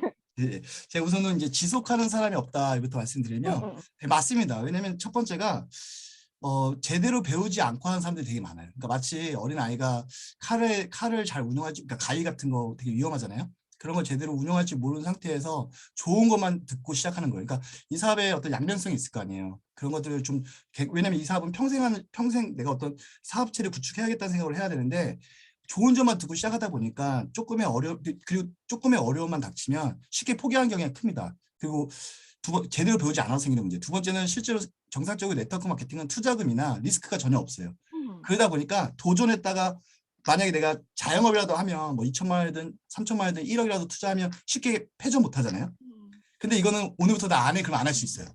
그러니까 굉장히 진입장벽이 낮은 대신에 쉽게 이 시프트 할 수 있어요. 그래서 쉽게 포기할 수 있다. 그래서 그러니까 이 뭔가 걸어놓은 게 없기 때문에 오히려 쉽게 포기할 수 있다는 게 어쩌면 사기가 아니다. 이런 의미가 역설적으로. 왜냐하면 음. 투자한 게 없기 때문에 쉽게 포기하는 거.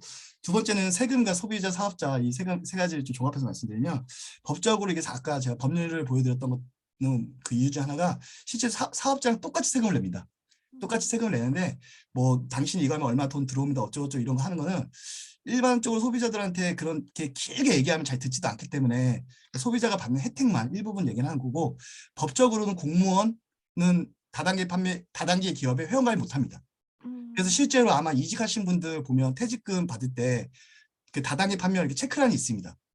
그게 뭐냐면 사실은 너무 적은 소비자가 기껏해야 그 쉐어링 보너스, 그러니까 뭔가 내가 누군가와 공유해서 받는 수입들은 뭐 많아봐야 한 달에 5만 원, 10만 원, 연간으로 치면 100만 원도 안 되는 돈이기 때문에 그걸 이렇게 세금을 매기가 좀 그렇잖아요. 그래서 어쩌고 법적으로는 공무원 회원가입이 안 되게 있어요. 왜냐하면 내가 어떤 네트워크 마케팅 기업에 회원을 가입하면 독립 사업자로서 사업체를 낸 거랑 똑같은 거예요, 법적으로. 그래서 실제로 일반 사업자 소득세를 똑같이 지불을 하고 저도 이제 사업 초기 때 이제 돈을 많이 쓸 때는 7월 달, 6월 달이 한 달 월급을 한 번 더 받는. 왜냐하면 그리고 이거는 약간 비하인드인데 이거 녹화돼서 공유하는 거죠.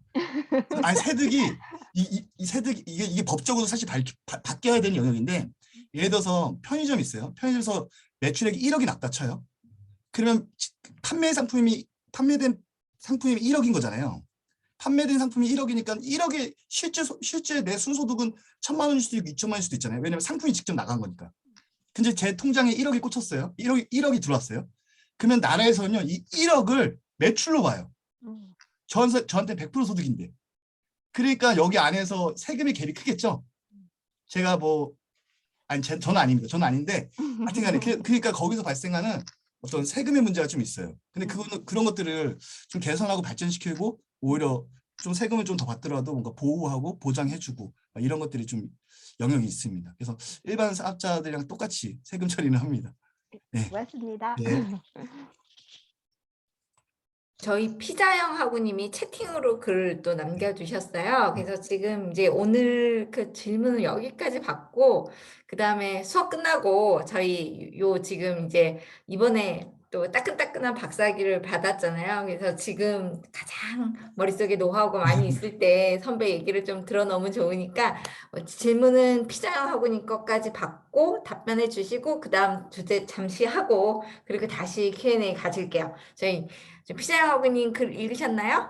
예. 네네. 우선은 이제 연구를 할 때 표본을 어떻게 선정하는 거가 굉장히 중요한데 사실은 이 표본도 제가 임의로 선정을 할 수 있는 건 아니고 지도 교수님이나 아니면 이제 제가 이제 학위 논문을 하면 프로포저이나 디펜스라는 걸 합니다. 그래서 프로포저이라는 거는 내가 어떤 연구를 진행해 가겠다고 발표를 하는 거고 디펜스라고 하는 것은 연구가 끝내고 나서 학위 논문을 받기 위해서 3번에 걸쳐서 그 5분의 교수님들이 이제 심사를 해주시는데 프로포저 단계, 그러니까 아직 연구를 진행하기 전 단계에 저는 이 연구를 진행할 건데 샘플을 이렇게 구할 겁니다. 여기까지가 프로포절이거든요. 근데 만약에 저는 이제 다 받고 싶었죠. 왜냐면 그래야지 저도 데이터를 많이 구할 수 있으니까. 근데 왜 상위 5개사라고 하면 검증의 문제가 있습니다. 아까 말씀드린 것처럼 들어왔다가 쉽게 나갈 수 있잖아요. 그리고 그 기업이 제가 연구가 끝날 때쯤에 없어지는 회사일 수도 있잖아요. 그 때문에 이 소속된 회사와 그리고 검증된 사업자들의 집단군을 받으려면 검증된 회사와 검증된 사업자 집단군을 갖고 있는 그래서 간단하게 상위 5개사, 그러니까 변동이 크게 없고 안정적인 매출을 20년 가까이 유지하고 있는 상위 5개사의 회사를 선택했고 두 번째는 그 5개사의 회사 중에 저같이 개인 그룹을 가진 사업자 집단군들이 있습니다. 그래서 그런 집단군에 정상적으로 사업을 하고 있는 사업자 집단군을 했기 때문에 실제로 만약에 한 발 걸쳐 있거나 그냥 회원만 가입했거나 아니면 실제로 내가 사업을 한다고 얘기하면서 실제 사업적 활동을 하나도 안 하고 있거나 이런 사람들까지 데이터를 갖고 온다면 제가 연구를 하려고 하는 목적에 부합되지 않는 이상한 결과가 나오기 때문에 좀 검증된 결과들 그 표본을 구하기 위해서 그렇게 했고 실제로 만약에 다 받아버리면 막 이상한 결과들이 나올 수 있겠죠. 정말 해석되어지지 않는. 예. 그러면 이제 두 번째 제가 석사에서 박사까지 이게 챕터는 제가 2가지로 구성을 했는데 하나는 이제 제가 그 대학원 과정에서 공부를 할 때 대학원 생활을 좀 이렇게 했으면 참 도움이 됐을 텐데라고 생각하는 그 학위 간의 팁이고 두 번째는 이제 논문을 어떻게 써야 되는가에 대한 팁. 이 2가지 제가 그로 준비를 했습니다. 먼저 사실은 이거 오늘 더 큰 도움이 개인적으로 되실 수 있을 것 같은데요. 이거 한번 그 첫 번째 제가 학업에 대한 처음에 이제 학교에 이제 신입생들 많이 계시잖아요. 사실 저는 1학년 1학기 입학 전이 제일 중요하다고 생각해요. 왜냐하면 1학년 1학기 때 딱 입학을 하셨으면 제일 먼저 졸업 기준을 먼저 확인하셔야 됩니다. 대부분 이 졸업 기준을 확인하지 않아서 한 학기 더 다니세요. 뭐 영어를 패스 안 했다든지 아니면 종합시험을 신청 안 했다든지. 그래서 반드시 이 학업에 대한 마스터 플랜을 빨리 하나 딱 처음에 좀 뭐 1시간 정도 들여서 마스터 플랜을 짜고 졸업 기준을 확인을 하셔야 됩니다. 제가 오늘 이 특강을 준비하기 전에 그 조교님한테 전화해서 혹시 졸업 기준 바뀌었나요? 최근에 어떻게 되죠? 이렇게 다시 한번 저도 물어봤습니다. 그래서 물어보니까 30학점 그리고 전공 필수 한 과목 들으면 된다. 이런 것들을 다 체킹해 놓으시고 아 졸업 기준이 이렇게 되는구나. 이걸 딱 확인하시면 그러면 왜 5학기까지 있지? 저 이런 생각이 들더라고요. 한 학기당 3과목씩 들으면 뭐야 3학기 만에 끝나고 한 학기를 한 과목 들으면 이거 논문 써야 되네. 논문 쓰라고 이렇게 짰나? 이런 생각이 들더라고요. 왜냐면 이게 일주일에 3과목 듣는 게 모르겠어요. 저는 그렇게 어렵진 않았는데 그래서 이렇게 보통 이제 2과목씩 5학기 들으면 딱 끝나는 거라서 이제 5학기제로 돼 있는 것 같은데 3과목씩 하시면 조기 졸업하는데 좀 도움이 될 수 있어요. 그래서 마스터 플랜을 먼저 짜셔라. 그리고 두 번째는 어차피 공부할 거 그거 아시죠? 그 우리 요리할 때 소금 조금만 넣으면 맛이 확 달라지는 경험을 종종 하시잖아요. 이 학위 과정이 딱 그래요. 이 학위 과정이 레포트를 쓰던 뭐 교수님이 이런 수업을 듣던 정말 소금 한 번만 딱 넣으면 어느 순간 나는 장학생이 돼 있더라. 근데 이 장학 기준이 특히 이 세종사이버대학교 대학원이 뭐 보시면 아시겠지만 장학 기준이 되게 많아요. 어마어마하게 장학금을 주거든요. 그래서 자기 돈 100% 주고 다니면 정말 바보다. 그래서 특히 이 성적 장학이나 뭐 협력 장학 굉장히 많습니다. 그래서 그런 장학 기준을 반드시 확인하셔라. 제가 학교 다닐 때는 그 4학기 때 제가 그때 그분이 소급 안 된다고 해가지고 너무 아깝다고. 왜? 나중에 한 4학기 다녔는데 몰랐던 거예요. 이런 거 사실은 뭐 이렇게 본인이 어떠한 자격이 되는지 모르기 때문에 못 알려주잖아요. 그래서 반드시 근데 내가 알고 있는 장학 기준보다 장학 기준 확인하면 내가 받을 수 있는 장학보다 더 높은 퍼센티지가 있을 수도 있습니다. 왜냐면 뭐 예를 들어서 성적 장학이 있고 동문 장학이 있고 뭐 또 협력 장학, 산하 협력 작업이 있어. 근데 알고 봤더니 이 장학금이 제일 세. 그럼 그 장학금 받는 게 낫잖아요. 그래서 내가 장학금 받으니까 나 확인 안 해야지. 그게 아니라 장학 기준도 한번 확인하시는 게 왜냐면 이게 중간에 알게 되면 좀 약간 약올릴 수도 있고 100% 뭔가 하나는 받을 수 있다. 그래서 말씀드리고 이게 굉장히 든든하거든요. 세 번째는 이제 학기 전에 마스터 플랜 짤 때 전체 5학기 프로세스를 짜시는 게 좋습니다. 실제로 제가 오늘 그 홈페이지 들어가서 보니까 너무 잘 나와 있더라고요. 그래서 뭐 지금 내가 어떤 트랙을 선택할지 그리고 1학기 때는 봄학기 때는 어떤 과목들이 개설되고 가을 학기 때는 어떤 과목들이 다 개설돼요. 그러면 제가 형광펜 칠하면서 내가 1학기 때는 이거 듣고 2학기 때는 이게 듣고 3학기 때 뭐 듣고 4학기 때 뭐 듣고 이 짜잖아요. 그럼 그거를 별로 이제 수강 신청할 때 고민 없이 그냥 짜면 되는 거예요. 그리고 그렇게 하다 보면 대부분 논문 쓸 시간이 없는 게 아니라 논문을 쓰기로 계획한 시간이 없다고 저는 봅니다. 사실 학사란 게 이제 학사하고 다르잖아요. 학사는 그냥 졸업장 받고 학사만 한번 쓰면 되지만 저희 석사는 기분 되게 좋습니다. 그거 아세요? 후드에 색깔 들어가는 거. 이것도 제가 팁을 하나 드리면 이게 가끔 저희 이제 MBA 학과 졸업사진 보면 이 주황색 하신 분들 있어요. 이 후드는 내가 어떠한 전공을 했냐의 색깔이거든요. 저희는 골드색입니다. 주황색은 공대, 뭐 음악은 뭐 하늘색, 막 이런 식으로 후드 색깔이 다 다르거든요. 그래서 후드색만 봐도 저 사람이 어떤 전공자다 이렇게 알 수 있는데 이게 진짜 멋있거든요. 처음에 석사 때. 그때 이 후드를 찰 때 제가 논문을 하나 이렇게 써놓고 있으면 정말 기분이 많이 다른데요. 특히 이 석사라고 하는 걸 공부하면서 내가 뭔가 사회생활을 하고 또 내가 어떤 분야에서 일을 할 때 증명하고 싶은 것들이 하나 있잖아요. 또는 내가 하고 있는 일의 분야에 대해서 한번 족적을 남기고 싶다. 이런 것들이 하나 있잖아요. 사람의 욕심으로서. 그래서 그런 것들에 대해서 사실은 굉장히 잘 배울 수 있어요. 그래서 이 전체적으로 수강 과목을 편성하다 보면 이 방학이라는 시간도 있기 때문에 이 시간에 넣어가지고 논문을 써야겠다. 사실은 교수님하고 오프라인 미팅을 하거나 가끔 만날 때 논문 주제를 이렇게 툭툭 던져보는 것들 되게 도움이 됩니다. 그래서 그런 것들을 점점 얘기하면서 거시화된 개념들이 굉장히 미시화되어지는 것들을 경험하실 수 있을 것 같고 또 하나는 만약에 졸업 기준이 모두 다 논문을 써야 된대요. 그럼 교수님 아마 너무 힘드셔가지고 아마 피할 수 있어요. 근데 많이 안 쓰신다면 이거 진짜 좋아요. 그러면 왜냐면 제가 논문을 쓴다면 통상 한 클래스당 한두 번 쓰신다고 하거든요. 그러면 진짜 그거 아세요? 초집중 받는 거? 사실 그렇게 지도받기 쉽지 않습니다. 사실 일반적으로 논문 지도 받을 때 초집중돼서 정말 잘 배우고 제가 석사 때 그렇게 잘 배운 경험을 가지고 박사 과정일 때 굉장히 에이스였습니다. 사실. 굉장히 에이스로 공부를 할 수 있었는데 어쨌건 그래서 초집중 받아서 그 내 분야에 대해서 한번 써본 그런 것들은 나중에 이제 4학기, 3학기 됐을 때 계획을 하면 아 이제 시간 없어서 이렇게 그런 생각이 드실 거예요. 그래서 1, 2학기 정도에 고민해 보시고 이제 한번 미팅 하시면 그때부터 이제 초안이 나오기 시작하고 그림이 나오기 시작하고 내가 뭘 봐야 되는지 좀 도움이 되실 것 같습니다. 이제 학사 이제 실제 이제 공부를 시작할 때 이제 학기간에 그 제 팁을 드린다면 첫 번째 학기 시작할 때 제일 먼저 체크해야 될 건 중간고사, 기말고사입니다. 이거 정말 중요합니다. 다이어리에 또는 내 어디 플래너에 중간고사, 기말고사를 그 기간 있잖아요. 날짜 정확히 안 나오더라도 그 기간을 반드시 체크하고 두 번째는 과목별 평가 기준을 반드시 확인하세요. 그러면 아, 이 과목은 내가 어때 힘을 써야겠구나. 레포트가 많대. 아니면 뭐 출석률이 중요하대. 아니면 뭐 여러 가지 있거든요. 그 과목들마다 그 퍼센티지가 다 달라요. 그래서 똑같이 공부하는 게 아니라 그 과목을 주관하시는 교수님의 의도에 부합돼서 하면 성적 장학금이 다가오고 있습니다. 굉장히 가까이. 그래서 이 과목별 평가 기준 대부분 이거 확인 안 하시고 나는 이번에 또 똑같이 했는데 성적 별로 안 나요. 이 평가 기준이 다른 거예요. 대부분 비슷하지만 약간 상이한 부분도 있고 심지어는 뭐 친절하게 학기 초에 내가 몇 번 레포트를 요구할 거다, 몇 번 과제를 요구할 거다 이런 것도 다 설명해 줘요 사실은.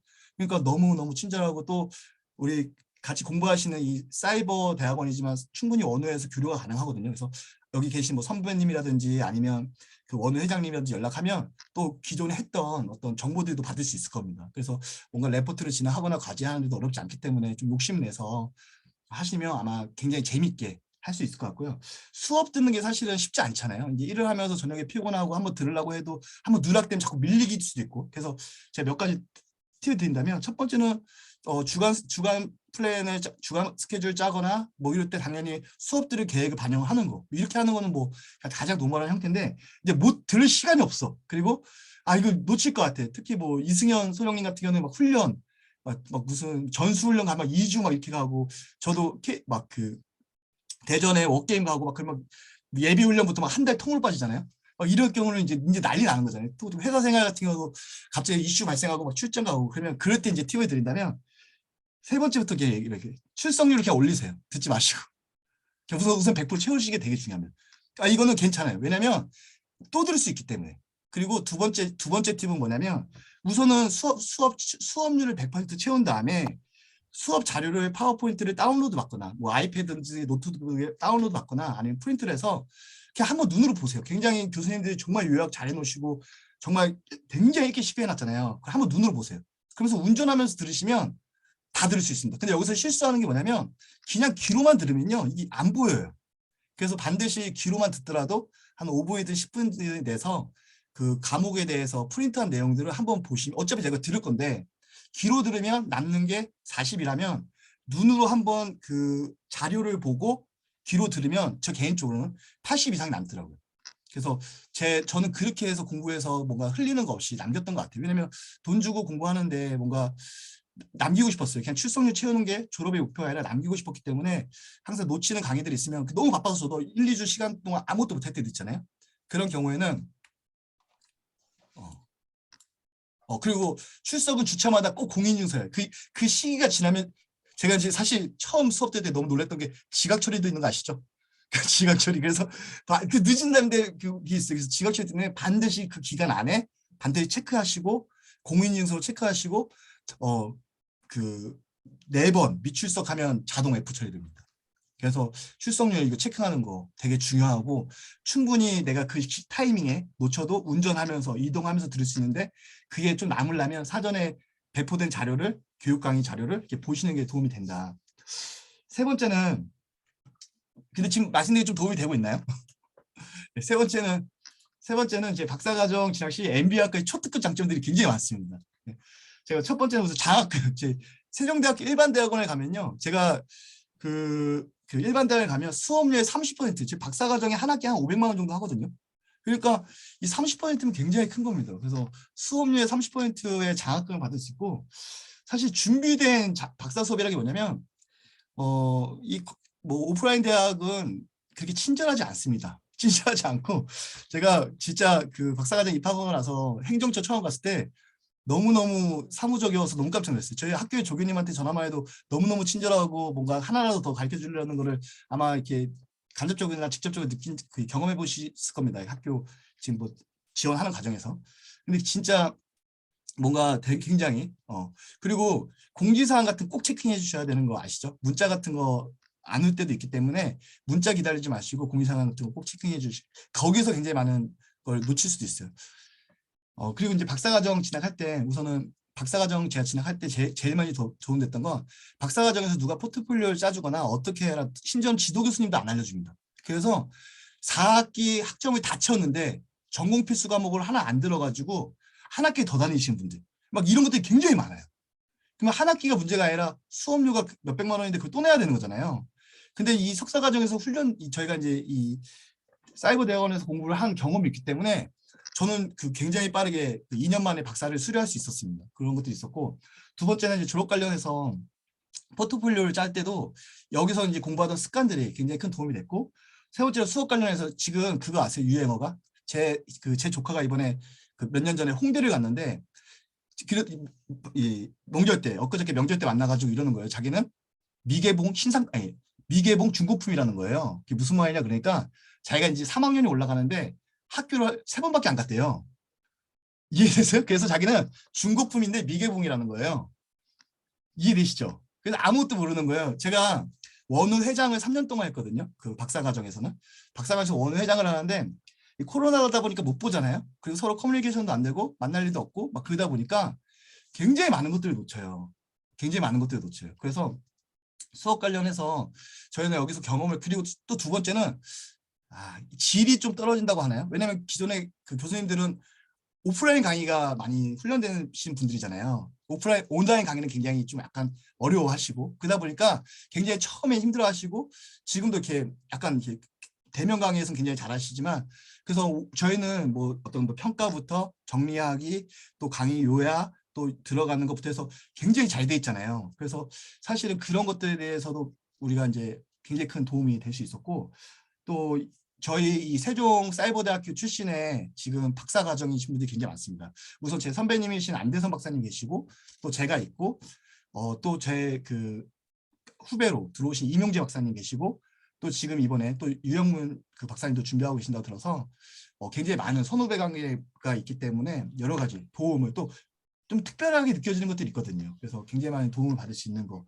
논문 관련해서 말씀을 드리면 사실 석사 과정에서 진짜 논문 쓸 때 진짜 여기 오기 잘했다고 생각했던 게 뭐냐면 제가 막상 이제 가서 논문을 쓰다 보니까 사실 논문이라고 하는 것이 누가 이렇게 딱 가르쳐 주거나 가까이 붙어서 얘기를 하거나 친절하게 배우기 어렵습니다. 어렵습니다. 이게 내용이 논문을 쓰는 게 어려운 게 아니라 이 개념을 잡는 게 굉장히 어려운데 아까 말씀드린 것처럼 이 대학원 과정에서 굉장히 친절하게 설명을 해주시다 보니까 오히려 진짜 그 박사 수료 때까지 논문에 대한 개념을 못 잡으시는 분도 많습니다, 사실은. 그래서 이 굉장히 그런 것들에 대한 노하우가 축적이 돼서 제가 학기당 논문을 한 편씩 썼습니다. 사실 그게 쉬운 게 아니거든요. 한 학기에 논문 한 편씩 쓰는 게. 그래서 그렇게 해서 많이 인정을 받을 수 있었던 건 여기 그 훈련되어졌던 시간들이 있었던 것 같아요. 그래서 논문에 대한 기본적으로 어떻게 써야 되는지의 개념을 제가 아주 빠르게 좀 설명해 드릴 텐데요. 저도 이제 논문을 처음 쓸 때 너무너무 궁금했어요. 도대체 논문은 어떻게 쓰는 거냐? 도대체 논문은 뭐냐? 논문하고 수필의 차이는 뭐냐? 뭐 이런 것부터 해서 너무너무 궁금했는데 우선 논문이라고 하는 건요. 크게 학위 논문이 있고요. 학술 논문이 있어요. 그러니까 대부분 처음에 논문 쓰기 때 궁금한 점이 논문 어떻게 써요? 이렇게 물어보면 논문 많이 우선 보세요. 이런 얘기 많이 들어요. 논문 많이 보세요. 근데 내가 막 논문을 봤는데 너무 틀린 거예요. 이건 한 15페이지 미만으로 나오는 것도 있고 책으로 두껍게 막 몇백 페이지가 있는 거예요. 근데 논문은 크게 이제 학술 논문이 있고 학위 논문이 있어요. 그래서 학위 논문은 학위를 취득하기 위해서 과정에서 이제 심사받는 논문이고 학술 논문은 학술지에 투고된 논문인데 사실 학술적 가치가 있는 것은 학술 논문입니다. 그래서 실제로 그 실제로 우리 원우님들이 그 논문을 쓰실 때 뭔가 인용하거나 참고하는 것들을 학술 논문을 하고 기술하는 방법이나 표현하는 방법이나 전개 방법을 배우는 건 학위 논문을 하면 유리하세요. 그래서 논문은 학위 논문과 학술 논문이 있구나. 이 두 가지 개념을 이해하시면 될 것 같고 그래서 우리 그 학술 정보원에 들어가면 여기서 검색하면 학술 논문이 나오고요. 여기 하단부에 리스라고 하는 곳이 있습니다. 여기서 검색하면 학위 논문을 좀 중심적으로 검색하기 용이합니다. 두 번째는 제가 썼던 거 똑같은 논문인데요. 왼쪽에 있는 거는 확인 논문이고 오른쪽에 있는 학술 논문은 저렇게 나옵니다. 그래서 두 개가 좀 전개 방식이나 표현 방식이 좀 다르다. 학위 논문은요 세부적으로 보기 좋아요. 설문 문항이라든지 이론적 배경이라든지 그러니까 이 연구를 어떻게 했는지 아주 자세하게 설명해줘요. 그래서 보기 좋고 학술 논문은 좀 보기 좋지 않아요. 그냥 이제 만약에 논문이 익숙하지 않으면 학위 논문 한번 전체적으로 관심 분야에 한번 읽어보시면 전체적인 맥락을 이해하시는 데 좀 도움이 될 것 같고 일반적으로 학위 논문은 이러한 서론, 이론적 배경, 이러한 구성 요소 돼 있어요. 제가 이걸 설명해 드리는 이유는 뭐냐면 만약에 어떤 논문의 주제를 쓰고 싶어요. 그러면 머릿속에 그림을 이렇게 가리시면 됩니다. 서론. 그래서 간단하게 그림을 그리면 서론 안에는 뭐 연구의 배경, 목적 이게 모든 논문이 이게 하나의 폼이에요. 폼. 여기에 맞춰서 그 항목들의 내용들을 기술을 하면 되는 거예요. 그러니까 그렇게 처음에는 좀 접근하고 이해하셔도 도움이 될 것 같고 실제 소논문으로 봐도 이 구성 요소가 되어 있습니다. 서론에 처음에 논문 초록이 있고 서론으로 묶여 있지만 저 안에 자세히 읽어보면 연구의 배경, 목적, 기술되어 있고 이론적 배경 이런 식으로 똑같이 학위 논문이나 그 소논문이나 똑같이 구성되어 있는 것을 확인할 수 있어요. 근데 굉장히 많이 학위 논문에 비해서 요약되어 있다. 좀 기술에서 넓게 펼치면 이런 모양이 됩니다. 그래서 서론부터 참고 문헌까지 이런 항목들을 쭉 기술해 놓고 거기에 부합된 내용들을 어떻게 쓰는지를 한번 보신다면 논문은 이렇게 구성되어 있구나. 그래서 논문에 아예 어떤 주제를 잡지 못했다면 논문의 구성을 한번 눈에 익혀보는 것도 처음에 논문을 쓸 때 좀 도움이 되실 것 같아요. 왜냐하면 내가 어떤 연구를 할 건데 이렇게 전개해 나가야겠다는 그림을 갖고 있는 거라 그냥 그 그림이 없으면 주제를 갖고 있어도 어디서부터 시작해야 될지 몰라서 힘든 경우가 많거든요. 두 번째는 그럼 논문의 주제는 어떻게 선정하느냐에 대한 이야기를 해드릴 텐데요. 첫 번째는 이제 일하면서 느끼는 문제나 어떤 증명하고 싶은 이슈들이 있잖아요. 그런 것들에 대해서 하면 좋아요. 제가 최근에 마지막으로 썼던 논문 중에 주제 중에 하나가 뭐냐면 하루는 제가 인스타를 하는데 인스타에 요즘 광고가 너무 많이 올라오는 거예요. 근데 그 광고가 불쾌하더라고요. 근데 어떤 사람이 똑같은 광고를 올렸는데 덜 불쾌한 거예요. 그래서 같은 광고라고 해도 누가 올렸냐에 따라서 불쾌할 수도 있고 안 불쾌할 수도 있구나. 그래서 SNS 팔로워의 친밀도에 따라서 소비자가 광고를 어떻게 인식하냐를 실험 연구를 했거든요. 그런 것처럼 살면서 내가 궁금하게 생각하는 이슈들을 좀 주제로 잡을 수도 있고 또는 일하면서 발생하는 특히 지금 이민정 교수님 지도받으면 HAP 이렇게 연구할 때 굉장히 이 계층적 분석으로 내 분야에 대해서 좀 더 폭넓게 분석하기 되게 좋은 방식이 있는데요. 뭐 그런 것들. 그래서 내가 어떤 증명하거나 분석하고 싶은 제가 그 박사과정 때 저희 그 동기 중에 그 육군 그 중령군하고 대령군이 계셨어요. 그래서 그분들이 막 소논문 아이디어 준비할 때 제가 그 박사님 한번 군복 갖고 한번 해보라고 20대 애들이 입대할 때 군복의 형태별로 이 만족이나 복무 의욕이 어떻게 달라지는지 한번 연구해보라고 해서 그걸로 또 논문 내시고 했거든요. 그래서 이슈가 그렇게 어려운 건 아니다. 그리고 일상에서 생각나는 이슈들 방금 전에 얘기한 것처럼 이런 것들을 짜도 되고 그리고 이제 주의사항이 있습니다. 거시적인 관점을 굉장히 미시적인 관점으로 막 폭넓은 어떤 산업의 전체를 증명할 때 이런 건 논문이 되기 굉장히 어렵고요. 그 안에서 한 단락만 한 이렇게 좀 미시적으로 하나의 꼭지를 찾아내는 것. 두 번째는 증명할 수 있는가. 이거는 무슨 뜻이냐면 데이터를 구할 수 있는가. 뭐 이렇게 생각하시는 게 더 직관적일 수 있습니다. 그러니까 예를 들어서 외계인이 있는가에 대해서 증명하고 싶은데 그 데이터를 구할 수가 없잖아요. 그러니까 뭐 그런 것들. 이게 내가 어떤 측정하고자 하는 어떤 이 분야를 증명할 수 있는가. 뭐 이런 것들. 세 번째는 이제 이런 것들이 이제 뭐 이런 연구로서 가능한가. 뭐 좀 더 추가한다면 학술적 가치가 있는가. 또는 어떤 사회적 가치가 있는가. 이런 부분까지 같이 생각하면서 보시면 좋을 것 같고. 제가 하나 예를 들면 실제 이거는 제가 재작년에 썼던 논문인데 하루는 제가 와이프랑 이제 쇼핑을 하는데 제가 사고 싶은 게 있는 거예요. 그래서 딱 살라고 하니까 제 와이프가 야 그거 왜 사? 막 그러는 거예요. 제 와이프가 저보다 한 살 연상이거든요. 그래서 내가 야 너는 80년생이잖아. 난 81년생이고 너는 X세대고 나 밀레니어야. 그래서 너는 젊은 사람의 마음 몰라. 막 이랬어요. 막 이렇게 제가 와이프 놀릴 때 하는 이야기거든요. 그래서 막 그거 가지고 막 이제 와이프 이제 장난치다가 집에 와서 야 맞다. 이 세대 간의 차이가 발생할 수 있겠다. 그래서 베이비 부모와 밀레니얼 세대 간의 연구를 시작했습니다. 그래서 왜 사는 거야? 난 너하고 세대가 달라. 이거를 좀 학문적으로 구분해 줬더니 왜 사는 거야? 그래서 좀 그 선행 연구를 찾아보니까요. 왜가 소비 성향이 되고 사는 구매 결정 요인이 되고 다름을 분석해야 되니까 차이 분석을 하고 그 다음에 누굴 분석할 거냐? 남자와 여자, 그리고 베이비붐과 밀레니엄. 제 와이프와 저의 차이니까. 이렇게 하니까 연구 카테고리가 딱 나오더라고요. 그런 것처럼 내가 갖고 있는 어떤 하나의 문장이 하나의 연구지 주제가 될 수 있다. 여기서 달라. 이거는 내가 지금 증명하고자 하는 이 분야를 어떻게 분석할 것이냐. 왜냐하면 분석 방법이라는 게 굉장히 많거든요.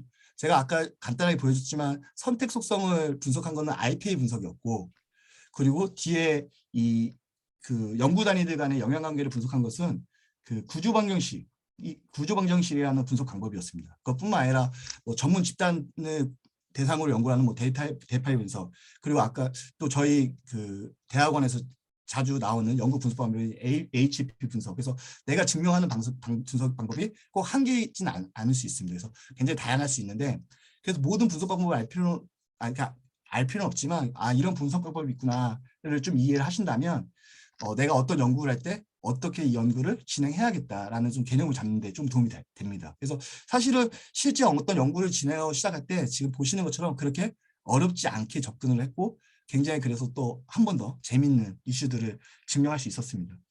두 번째는 이제 연구 모형과 변수의 조작적 정의 이런 걸 얘기 많이 하는데, 연구 모형이라고 하는 것은 내가 지금 증명하고자 하는 관계에 대한 어떤 선형관계 있잖아요.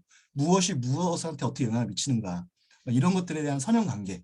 그러면 그런 것들에 대해서 내가 이렇게 표현하고 싶지만 그걸 선행 연구에서 그거는 뭐라고 표현한 게 있어요. 예를 들어서 기분 좋아, 나는 저 제품을 쓰니까 기분 좋아, 이렇게. 그러면 기분 좋음 이건 측정할 수 없잖아요. 그래서 막 연구를 하다 보니까 이걸 선행학자들이 만족이라고 표현했구나. 만족도라고. 나는 쟤를 믿어. 난 저거 계속 살 거야. 뭐 이렇게 하는데 그거는 우리가 그렇게 표현할 수 없잖아요. 그래서 막 연구를 하니까 그건 신뢰도라고 표현했구나. 이런 내가 지금 이렇게 측정하거나 뭘 증명하고 싶은 개념들이 뭔지 이걸 찾아내는 것이 변수의 조작적 정의고, 그리고 이 변수들의 어떻게 증명할 건지 그것이 연구 모형입니다.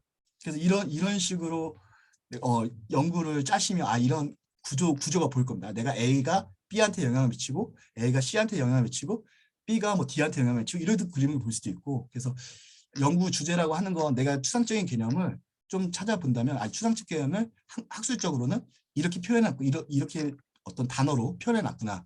그런 연구 단위들을 찾아내는 것. 뭐 그런 것들이 이제 선행 연구가 될 수가 있겠죠. 그래서 그런 것들을 연구를 하고 나면 그 측정 항목들에 대해서 이렇게 나오잖아요. 이게 이제 측정 항목들입니다. 그렇죠. 광호 박사님, 속성에 저희가 지금 9시 27분이라서 이제 좀 네, 요약해서 네. 좀 그래서 적당할 때 네. 마무리를 부탁드릴게요. 네. 그래서 그렇게 측정 항목들 정의하고 그것들을 설문조사하고 그다음에 검증하고 그것들을 이제 연구 정리문을 하면 논문은 끝납니다. 그래서 논문이라는 게 굉장히 어려워 보일 수 있지만 사실은 이 한 스텝 한 스텝 받다 보면 한 편의 논문이 완성되어 있는 것을 경험하실 수 있을 겁니다. 제가 많이 드리고 싶어서 굉장히 많이 이렇게 막 넣다 보니까 딱 시간을 딱 채웠는데, 혹시 마지막으로 궁금하신 점 있으면 여기서 제가 질문을 받고 끝내겠습니다. 혹시 궁금하신 점 있으시나요?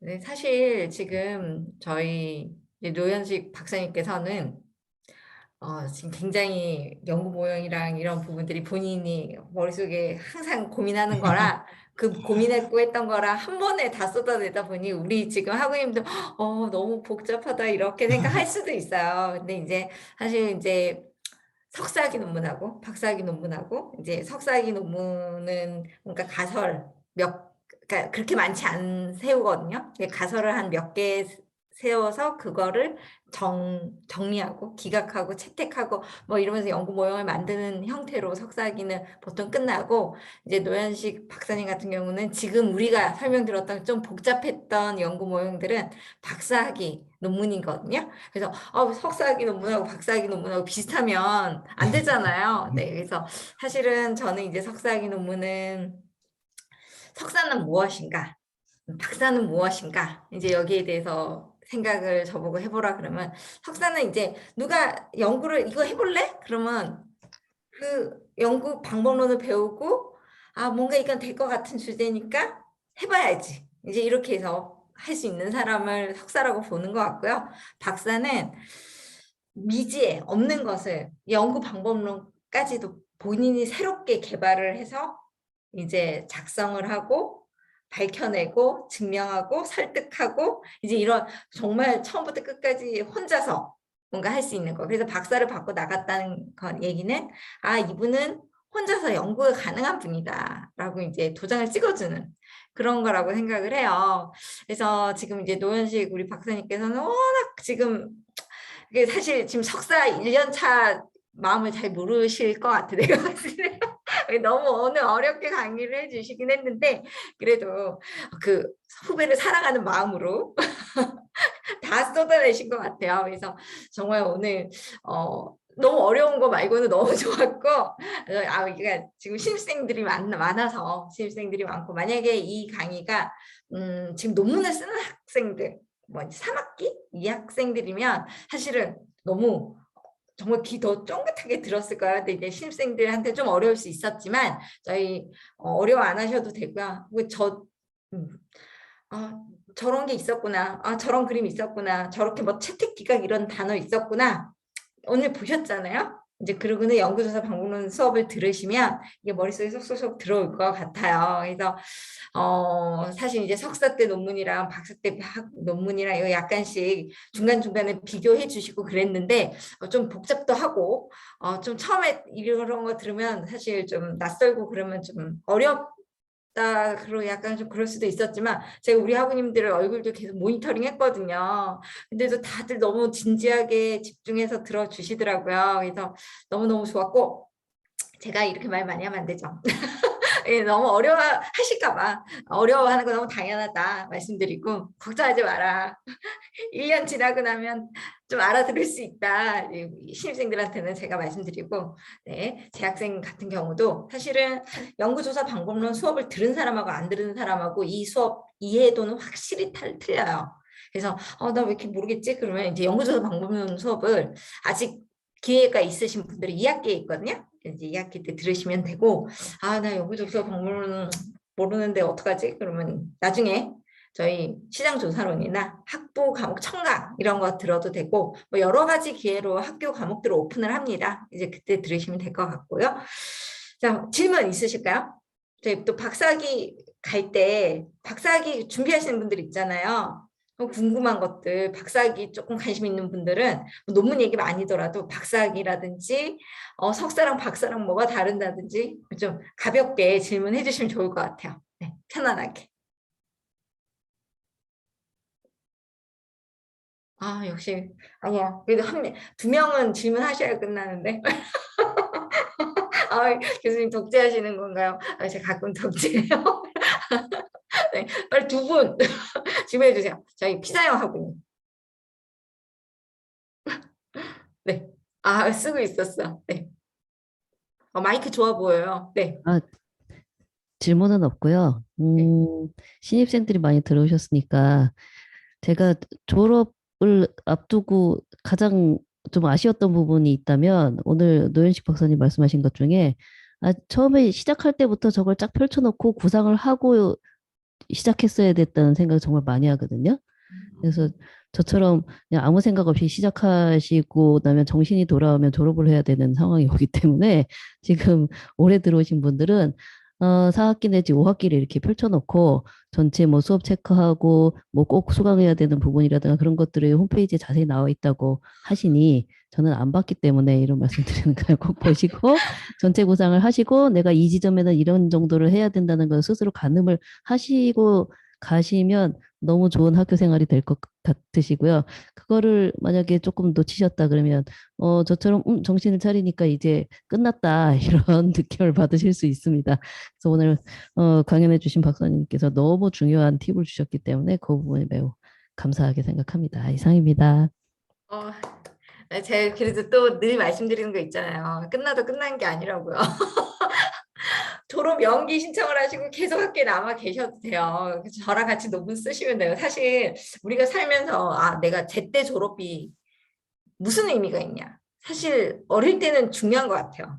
그 막 재수 한 번 하면 막 미칠 것 같고 삼수하면 정말 내 친구들 지금 대학 가서 다 노는데 막 이제 사실은 그렇잖아요. 그러면서 이제 저희들은 여기 지금 계신 분들은 결혼하신 분들 많지 않아요. 결혼 거의 하신 분들이 많을 것 같긴 한데 이제 내 자식이 그렇게 막 괴로워하고 이러면 너무너무 괴로울 것 같은데 사실 지금 이렇게 봤을 때 재수하든 삼수하든 뭐 40살, 50, 60, 70 이렇게 됐을 때 뭐 1년 더 늦게 가는 게 그렇게 큰 의미 없잖아요, 사실. 그래서 저는 사실 이게 좀 논문이 시간이 없고 지금 너무 바빠서 논문을 못 쓰시는 분들은 졸업 연기 신청을 하시면 거기에 대한 너 왜 졸업을 안 시키냐면 거기 혼은 제가 나는 거고요. 저는 그 논문을 쓰면 돼요, 우리 학우님들하고. 사실 저는 뭐 제가 뭐 졸업을 못 시켜가지고 학교 혼나는 거 저는 아무렇지도 않아요, 사실.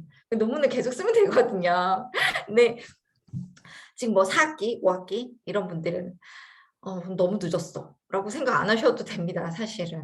네. 5학기 6과 지금 이제 5학기 되시는 분들은 사실은 조금 늦을 수도 있어요. 근데 이제 4학기라도 5학기 6학년에서 3년 딱 채우고 졸업하시면 되거든요. 늦은 게 늦는 게 아니에요. 사실은 안 늦어요. 1년 뭐 한 학기 더 하는 게 뭐가 어때요? 저랑 같이 더 있는 건데요. 근데 너무 쓸 때 되게 괴롭혀요.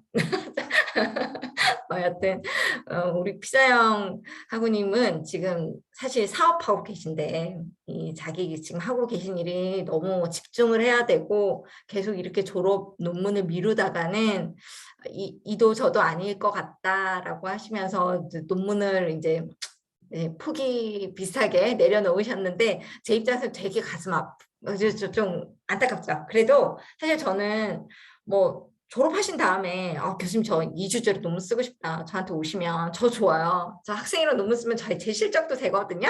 그래서 졸업하셔도 찾아오셔도 돼요. 저는 그러니까 입학하신 분들한테 지금 졸업까지 얘기를 하고 있는데 저희 졸업을 지금 목전 두신 분들 네, 졸업하셔도 논문 쓰시고 싶으시면 저한테 오시면 되고요. 저희 정혜진 학우님 질문 주셨는데 2과목만 일단 신청하려고 하는데 3과목 신청해야 할까요? 저희 중요한 거는 지금 정혜진 학우님은 선수 과목 신청하셨나요? 저희 답변을 주셔야 되는데 정혜진 학우님 네, 선수 과목을 안 들으셨다면 선수 과목 들으셔야 되고요. 선수 과목 말고 그러니까 선수 과목까지 포함하면 3과목 들으셔야 되고 일단은 이 과목 들으시면서 수강 신청하시면서 좀 궁금한 점 있으시면 제 핸드폰 번호 아시죠, 다들? 네, 네. 저 다시 한 번 더 여기다 적어드릴게요. 010-5575-0979고요. 저한테 연락을 주세요. 교수님 지금 수강 신청하는데 이게 좀 고민된다. 저한테 연락 주시면 저 내일 오전 시간 괜찮고요. 오후에는 3시 이후에 시간 괜찮아요. 그래서 편할 때 전화 주셔도 되고요. 오전 아니면 오후 3시 이후에. 그래서 편안하게 저한테 물어보시면 제가 또 친절하게 답변 드릴게요. 어머, 저희 코로나 확진돼서 기침실도 화상으로 못 열었어요. 요즘에 확진자들 굉장히 많으시더라고요. 저 어제도 제 후배가 갑자기 단체톡에다가 자기 확진됐다고. 근데 자기는 무증상으로 확진됐으면 좋았을 텐데 이러시면서 너무 근데 밝긴 밝게 톡을 하더라고요. 근데 여튼 너 아프다고 되게 아프다고 그러더라고요. 그래서 저희 하구님도 정혜진 하구님 지금 많이 좀 괴로우실 텐데 그래도 조금 지나면 괜찮다고 하니까요. 조금만 힘내시고요. 요즘에 그쵸. 저희 다 힘내라고 박수 한번 쳐드려요. 네네. 네. 근데 그 대학원 대학원 질문이요. 세종대 박사과정 궁금한 거 없으신가요? 저희 박근국 학우님 지금 논문 쓰고 계신데 여러 가지 이유로 지금 또 굉장히 늦어지고 있어요. 저희 마이크 켜시고 저희 박근국 네. 학우님. 네. 그러게요. 저도 이제 지금 논문을 써야 되는데요. 이게 좀 자꾸 병행이 되다 보니까 순위가 자꾸 밀리더라고요. 근데 제가 드리고 싶은 말은 시간 배정하고 좀 스케줄링을 좀 잘 해서 운영을 했으면 참 좋겠다는 생각이 들고요. 뭐 5학기째 선배로서요. 저도 지금 뭐 늦었지만 어떻게든 좀 논문을 써보고 싶고 그래도 제 생각입니다만 개인적인 생각인데 그래도 대학원이고 석사 과정인데 논문을 써야 되지 않겠냐라는 저한테도 자신한테도 채찍질을 하고 있는데 게을러서 그런지 사실 좀 쉽지는 않은 것 같아요. 그래서 스케줄링 좀 잘하고요. 또 교수님 계시니까 도움 많이 받았으면 좋겠습니다. 네. 네. 예, 저는 괜찮습니다. 저는 계속 기다리면서 잘 할 수 있어요. 우리 학우님들 포기만 안 하시면 제가 끝까지 갑니다. 저희 질문 안 하시니까 제가 목소리 한번 들어보고 싶은 분, 고지숙 학우님 제일 앞에 계셔서 고지숙 학우님 혹시 지금 건강관리협회 맞으신가요? 네네, 맞아요. 네네. 거기 다니시는데 사실 그런 네, 협회 맞습니다. 네, 논문 쓰기 되게 좋거든요. 그래서 혹시 논문 관심 있으신가요? 글쎄, 저도 업무가 좀 많다 보니까 좀 시간적 여유가 되는지 확인을 좀 해봐야 될 것 같아요. 아직 결정은 못했습니다. 네, 저희 어차피 1학년은 1학기, 2학기 이렇게 하면서 생각하시면 네. 되고 저희가 논문을 쉽게 쓰는 방법은 저희 노현식 아까 대표님, 저희 박사님이 본인이 하던 일로 논문 썼잖아요. 그렇죠? 그래서 본인이 하던 일은 내가 가장 잘 알거든요. 그래서 연구 결과가 나왔을 때 해석도 쉬워요. 그래서 본인이 하던 일 중에서 기존의 논문들이 어떻게 많이 작성이 됐냐, 기존 문헌 연구를 하는 게 좋아요. 그래서 사실 이제 건강관리협회라든지 이런 쪽은 정책적인, 건강 관련해서 정책적인 이슈들이 쭉 있을 거거든요. 그러면 이제 그런 건강 관련 정책들을 분석한 논문들이 있을 텐데, 그들 중에서 그러면 연구 모형을 잡고 어느 게 우리 국민들한테 더 필요로 할까? 거기에 대한 우선순위를 정해보겠어. 뭔가 이런 식으로 갈 수도 있고요. 네, 그래서 지금 오태규 학우님 같은 경우는 지금 하고 계신 일 있잖아요. 그쵸? 그런 것들을 할 때도 그러면 소비자 만족도, 고객 만족도, 우리 서비스를 이용하는 고객 만족도를 조사할 수도 있을 거고 아니면 지금 하고 계신 그 공무원들의 처우 관련해서 이게 정말 개선이 돼야 되는데 뭘 먼저 개선을 해야 되냐? 공무원들이 바라보는 입장에서 그 개선, 뭐가 먼저 우선순위라든지 근데 내부 본인들 일을 하고 있는 사람 입장에서의 우선순위라든지 이제 이런 부분들에 대한 연구들을 대학원에서 한번 해볼 수 있죠. 근데 이제 우리가 유리한 거는 사실은 도메인 전문가라 교수보다 더 똑똑한 거죠. 그 분야에 있어서는. 거기를 해석하는 데 있어서는. 그래서 사실 우리 학우님들이 논문 쓰기 너무 좋은 환경이에요. 사실. 저희 류선 학우님도 지금 외국에서 너무 공부하기, 사실 공부, 논문 쓰시면 너무 잘 쓰실 것 같은데 지금 너무너무 힘들게 밖에서 타지에서 일하고 계셔가지고 제가 차마 논문 쓰자는 얘기도 못하고 류선아 학우님 요즘에 어떠세요? 거기 분위기 어떠세요? 마이크. 네, 네네. 안녕하세요. 유선호라고 네. 합니다. 여기는 확진자가 한 2만 명 정도 나오는데요. 이제 적은데요. 우리나라 요즘에 장난 아닌데. 그러니까 근데 한국 비교해 보면 여기 이 숫자가 맞는 숫자인지 거짓말인지 정부에서 속이는 건지 의심이 갈 정도로 저희 류선아 학우님 지금 계신 나라 이름 한번 저 말씀해 주세요. 말레이시아에서 거주하고 있는 재외 국민이고요. 저희 지금 재외국민 투표 시작했어요. 대사관에서. 참가하셨어요? 아직 안 했어요. 내일 하려고요. 해야죠. 소중한 한 네. 표. 네. 근데 저는 논문 사실은 회사 다니면서 공부를 시작해서 처음부터 엄두를 안 내고 그냥 수업을 듣고 졸업을 해야겠다라고 생각을 했는데 이렇게 특강을 계속 들으면 들을수록 한번 해볼까? 이런 욕심이 지금 막 나서 예전에는 정말 제로였는데 지금은 한 50%, 60%? 류선아 지금은 학우님 지금 3학기? 지금 3학기째예요. 그러면 4학기, 그래서 5학기 이렇게 써도 돼요. 아까 그래서 노현식 박사님 음. 강의를 들으면서 이제 50%에서 점점 올라가면서 그럼 내가 만약에 논문을 쓴다면 뭐를 한번 써볼까 막 강의 들으면서 저는 그 고민을 하면서 들었어요 사실은. 그래서 조금 있으면은 만약에 제가 쓰기로 결정이 된다면 아마 교수님께 연락을 드리지 않을까. 주제에 대해서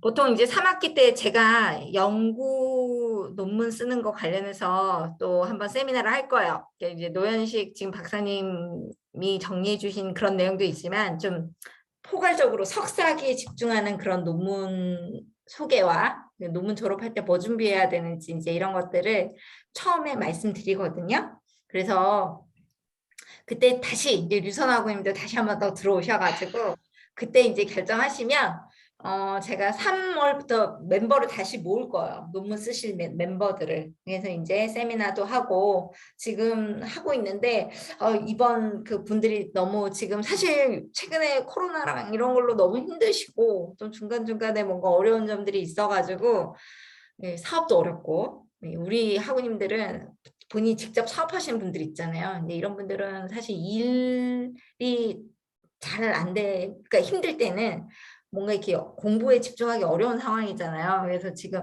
이번 학기 논문 스터디 그룹들은 사실 조금 아쉬운 점들이 있었는데 제가 이제 봄에 다시 저희 학우님들 모을 거예요. 그때 이제 논문 관심 있으신 분들은 오셔가지고 1학기 분들은 그냥 편안하게 선배들 이런 거 하는구나 하고 들으시면 되고 이제 2, 3, 4학기 분들은 하나씩 해도 사실 할 수 있습니다. 그리고 아까 제가 말씀드렸잖아요. 늦는 건 없어요. 그냥 하면 돼요.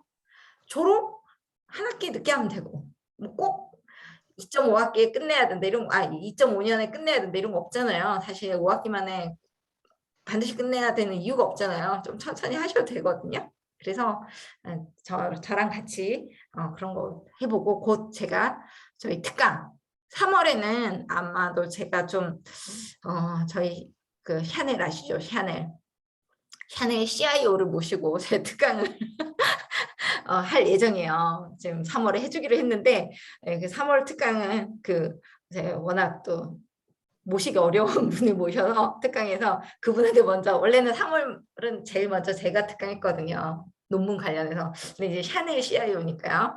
샤넬 CIO 시간에 맞춰서 다음에는 그 특강을 듣고 그 다음 4월이나 그때쯤 해서 연구를 해야 되는데 제가 고민해 볼게요. 왜냐하면 이건 논문을 조금 빨리 시작하는 게 중요하거든요. 그래서 좀 3월 프로그램이 2개가 되더라도 4월에 좀 쉬더라도 3월에 뭔가 저희 대학원 일정이 바빠질 것 같긴 합니다. 그래서 아마 특강하고 논문 관련해서도 제가 말씀드리면서 스터디 조직을 만들 거예요. 논문 관련해서 그때 1학년 1학기 학생들도 지원하실 수 있어요. 네, 그렇습니다. 그리고 지금 박사학위 관련해서 질문을 한 분은 하셔야 되는데 박사는 지금 논문 주제가 너무 좋아가지고 논문 관련해가지고 나도 논문 쓰고 싶다 이걸로 바라보신 것 같아요.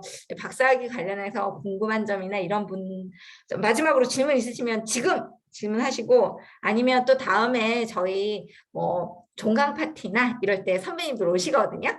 그때 또 물어보셔도 돼요. 사실 지금 사람들 다 있는데 내가 이런 질문하면 부끄럽다 이런 생각 하실 수도 있을 것 같아요. 저희 노현식 박사님 저희 채팅창에다 본인 핸드폰하고 이메일 어드레스 좀 적어 주실 수 있을까요? 아마 저희 학우님들 샤이 부끄러워가지고 그렇죠? 좀 연락해야 되나 말아야 되나 그래서 질문 못 하셨을 수도 있을 것 같은데요. 네, 편안하게 저희 노 박사님께서 네, 연락처랑 이메일 주시면 네, 저희 학우님들 따로 특강 들었다 그러면서 선배님 이러면서 뭐 궁금한 점 있거나 세종대 박사과정에 궁금한 점들이 있으시면 연락 주시면 좋을 것 같습니다. 사실 저희 노현식 대표님 박사님은 진짜 정말 에이스 본인이 에이스라고 얘기를 하지만 정말 에이스였어요. 너무 열심히 하시고 그리고 또 성격도 긍정적이시고 밝으시고요. 네, 그래서 저도 저는 우리 학우님들을 가르친다고 생각은 안 해요. 사실 같이 이제 제가 아는 거 조금 전달하고 또 우리 학우님들의 그 속에 숨어 있는 지식들을 이렇게 끄집어내는 그런 역할을 하는 사람인데 저희 노현식 학우님으로 있을 때 너무 저도 좋았거든요. 근데 여기 이번에 계신 또 신입생들도 굉장히 열정도 많고 그거 제가 어떻게 하냐 저희 면접 봤잖아요. 네, 면접 보면서 저도 정말 막 설레면서 면접했었거든요. 그래서 네. 박사 오프 수업 일주일에 몇 회 출석해야 하나요? 질문 나왔어요. 네. 그게 과정마다 다른데 지금 세종대학교 일반대학원에는 마케팅 경영학과 관련해서 지속가능 경영학과라고 요즘에 트렌드잖아요. 그 지속가능 경영학과를 개설을 했는데 그건 토요일만 수업합니다. 토요일날 몰아서. 네. 가능하겠어. 그리고 내가 석사학위 논문을 못 썼는데 여러 가지 사정으로 박사과정을 가고 싶다라고 하시면 사실은 좀 그 지도교수 입장에서는, 그러니까 지도교수가 될 분 입장에서는 되게 부담되거든요. 석사학위 논문을 안 써본 사람을 학생으로 받아서 내가 잘 지도할 수 있을까. 이제 이런 분들은 본인이 본인 자신을 포장을 잘 하셔야 돼요. 내가 석사학위는 못 썼지만 그래도 뭐 학회 활동이라든지 아니면 뭐 그러니까 앞에서 저희 도 박사님이 얘기해 주셨지만 학위 논문이라는 게 있고요. 석사 학위 논문. 그러면 이제 졸업할 때 석사 학위 논문으로 졸업을 한 거예요. 근데 그냥 논문 등재지, 게재지 이런 게 있어요. 그러니까 논문, 학술 논문이 있어요. 이제 그런 쪽은 사실 석사학위 논문과는 그냥 다르게 내가 연구해서 발표하면 심사를 해주거든요. 뭐 그때는 꼭 박사 아니어도 상관없이 그냥 등재지에 논문을 싣고 저는 학위 논문은 못 썼지만 그래도 등재지 논문을 이렇게 노력해서 썼습니다. 그리고 계속 이 연구 이어서 해보고 싶기도 하고 좀 다른 쪽 분야도 계속 관심 있고 경영학으로 박사 받고 싶습니다. 이렇게 하면 사실은 또 굉장히 박사 진학하는 데 있어가지고 이 학생은 연구에 열망이 크구나 이렇게 이제 교수가 생각할 수 있죠. 네, 그런 것도 있습니다. 오프 수업은 토요일 위주. 그러니까 세종대도 풀타임 박사과정보다는 파트타임, 그러니까 일을 하면서 박사학위 준비하시는 분들이 많거든요. 그러다 보니 아마도 주말에 몰아서 수업을 많이 할 것 같아요. 그렇죠? 네, 저희 학우님들 늦은 시간까지 근데 너무 10시 퇴근 안 하시는 분도 있으실 텐데요. 늦은 시간까지 열심히 들어주셔서 너무 좋고요. 자, 아까 궁금한 점들은 지금 채팅창에 저희 노 박사님이 연락처 주셨는데요. 연락 주시고 이번 여름 방학 때 종강 파티, 여름 되면 이제 종강 파티 할 거잖아요. 이제 그때는 저는 오프라인 수업 할 거라고 생각하거든요. 그때도 저희 노 박사님 그때 모실게요. 그때 같이 또 질문하시고 그러면 좋을 것 같아요. 저희 이제 오프라인 모임을 기대하면서 일단 오늘은 여기서 마치고 한두 달만 더 줌으로 저희 수업하도록 할게요. 그러면 신입생분들 수강 신청하시면서 어려운 점들 있으면 제 연락처로 편안하게 연락 주세요. 그럼 오늘 마칠게요. 감사합니다. 네, 들어갈게요. 네, 저희 학우님들 막 채팅창 올라오네요. 네, 다 읽고 나갈게요. 네, 오늘 좋았습니다. 곧 뵙겠습니다. 네, 이제 저도 나갑니다.